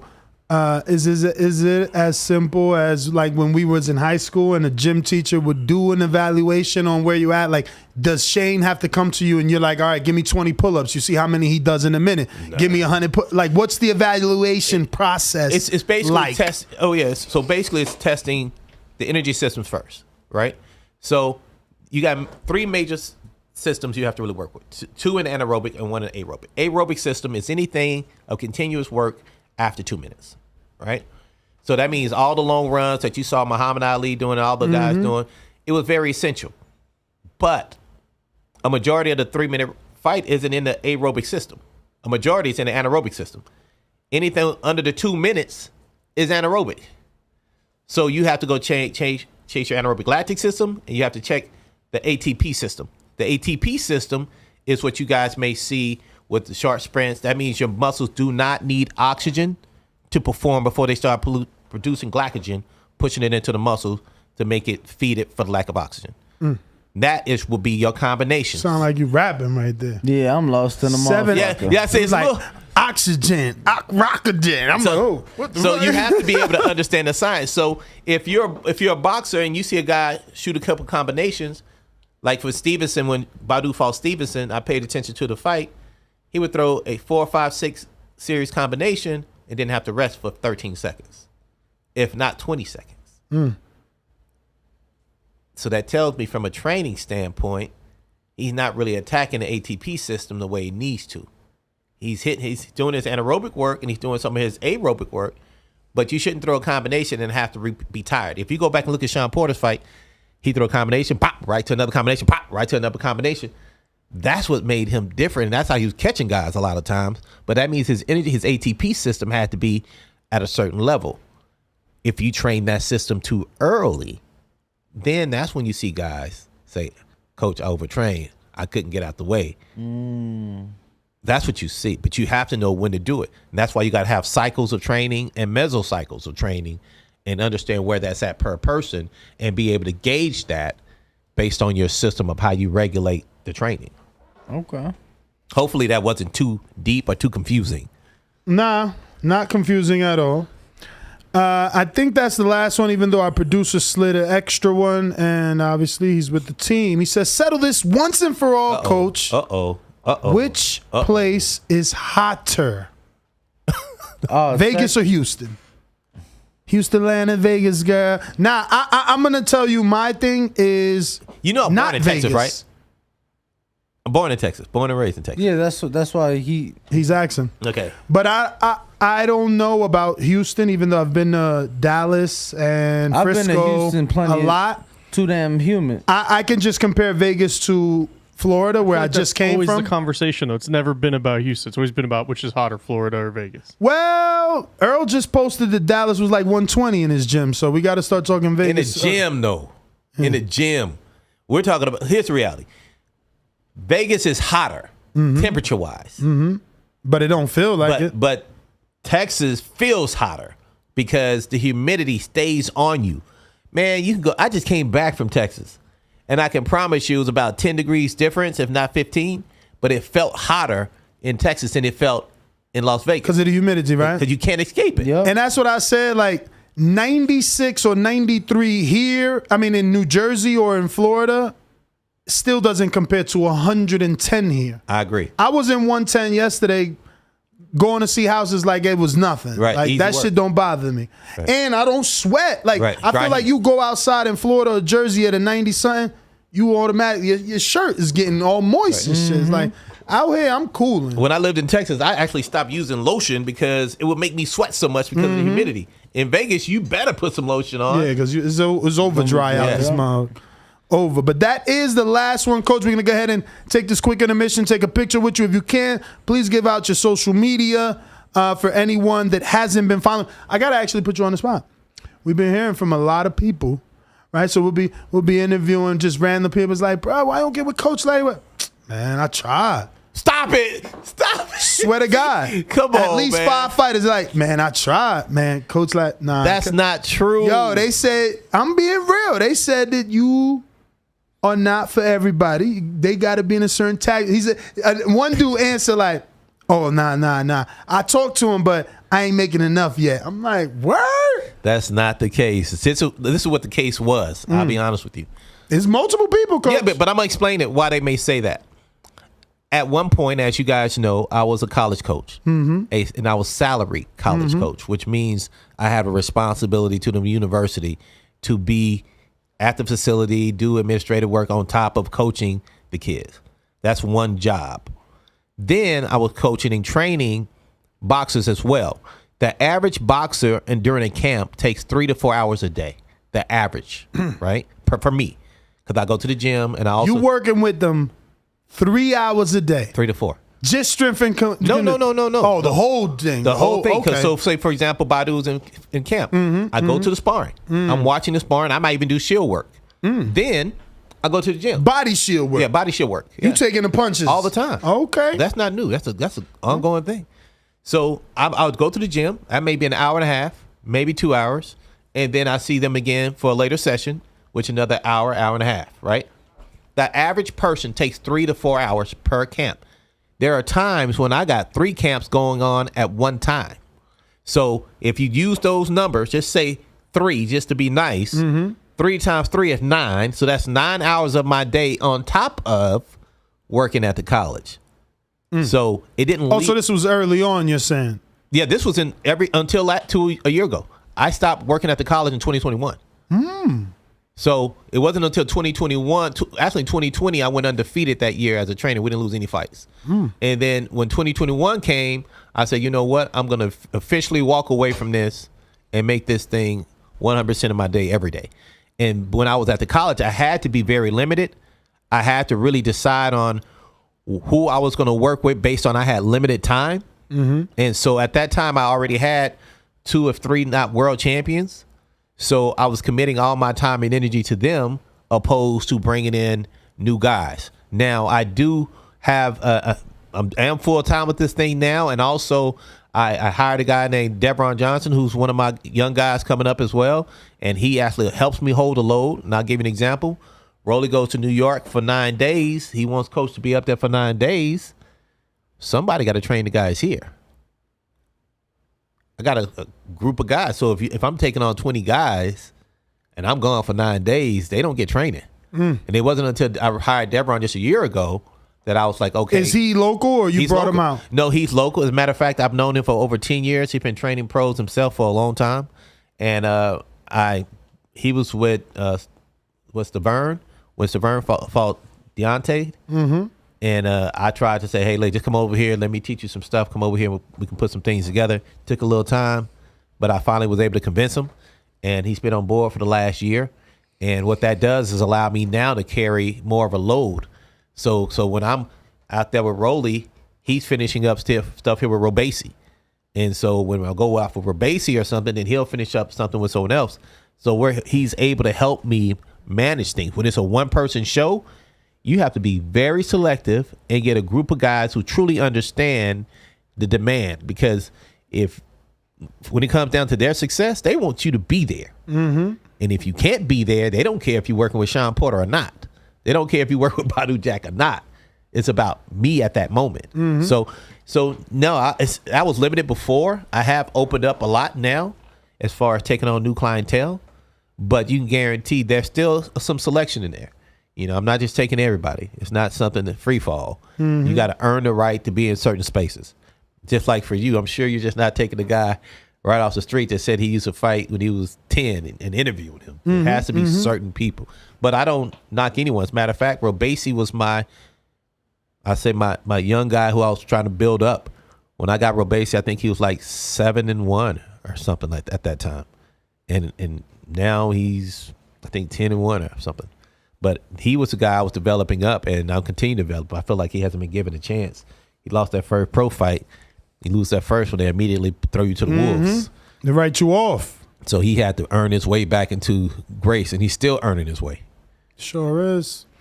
I mean, he's back. He's definitely back because he's been having to respond a lot about whether or not he's going to fight Shakur. He was so happy that Shakur announced this fight. He's like, look, that's it.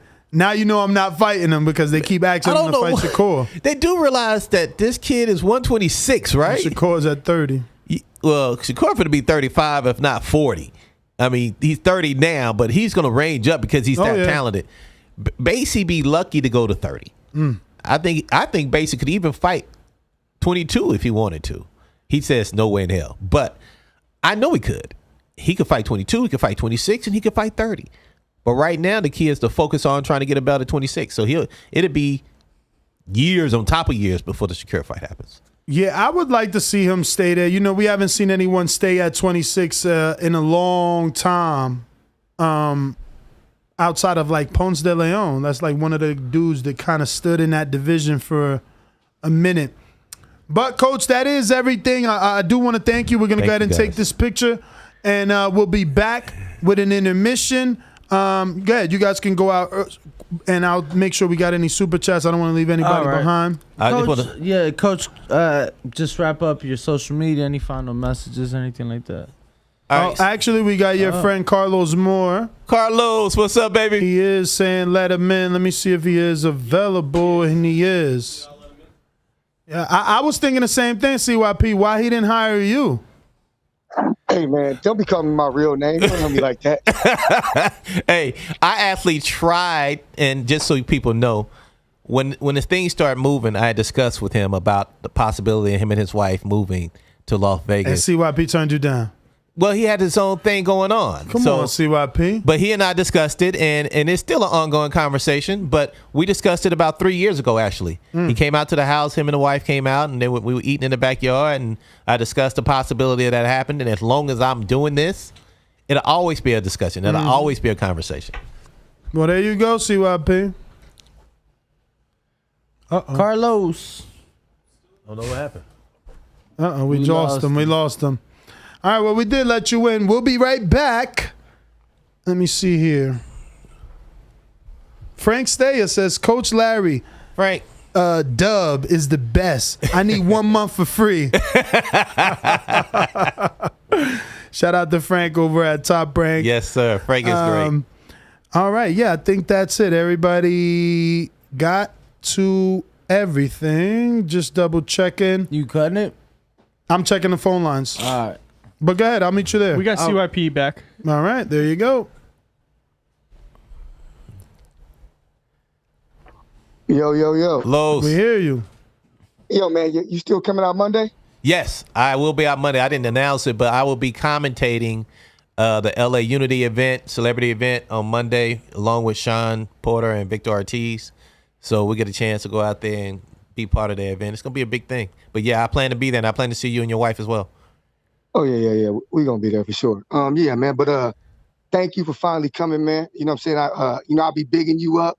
You know how I do every day. I appreciate it. I almost had to kill some of these cats over here, but it's all good, man. I'm glad they got to see what kind of man you are and why I like you so much and why I rock with you so much. I appreciate it, and why brother. we're similar, but you like the good guy on my shoulder. You know what I'm saying? Who keeps me calm. And Right. I'm gonna tell people, man, real talk. I don't look up to many men. I do not look up to many men. This is true. But I do look up to Larry Wade. That's real Thank you talk. so much, brother. And I love you That's a too. fact. And I love you too. This man is the truth. He is the Al Heyman of strength and conditioning. Remember what I said. That's a big step Al out Heyman there. of strength and conditioning. He's the only trainer where a boxer wins and says, yo, I want to thank my personal strength and conditioning coach, Larry Wade. He's the only one they do that to. Remember what I said, man. I got your back for life. I appreciate no matter that, where man. we go, where you go, man. Me and Keish right here in the kitchen right now. She said, what's up to you, man? We're What's going up, to see you Keish? Monday, man.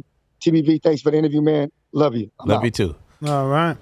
Well, we're going to go ahead and wrap it up. I want to thank everybody that tuned in. Don't forget, we'll be back tomorrow, 6 a.m. Pacific Standard Time, and catch us in your local gym. Peace. Yep.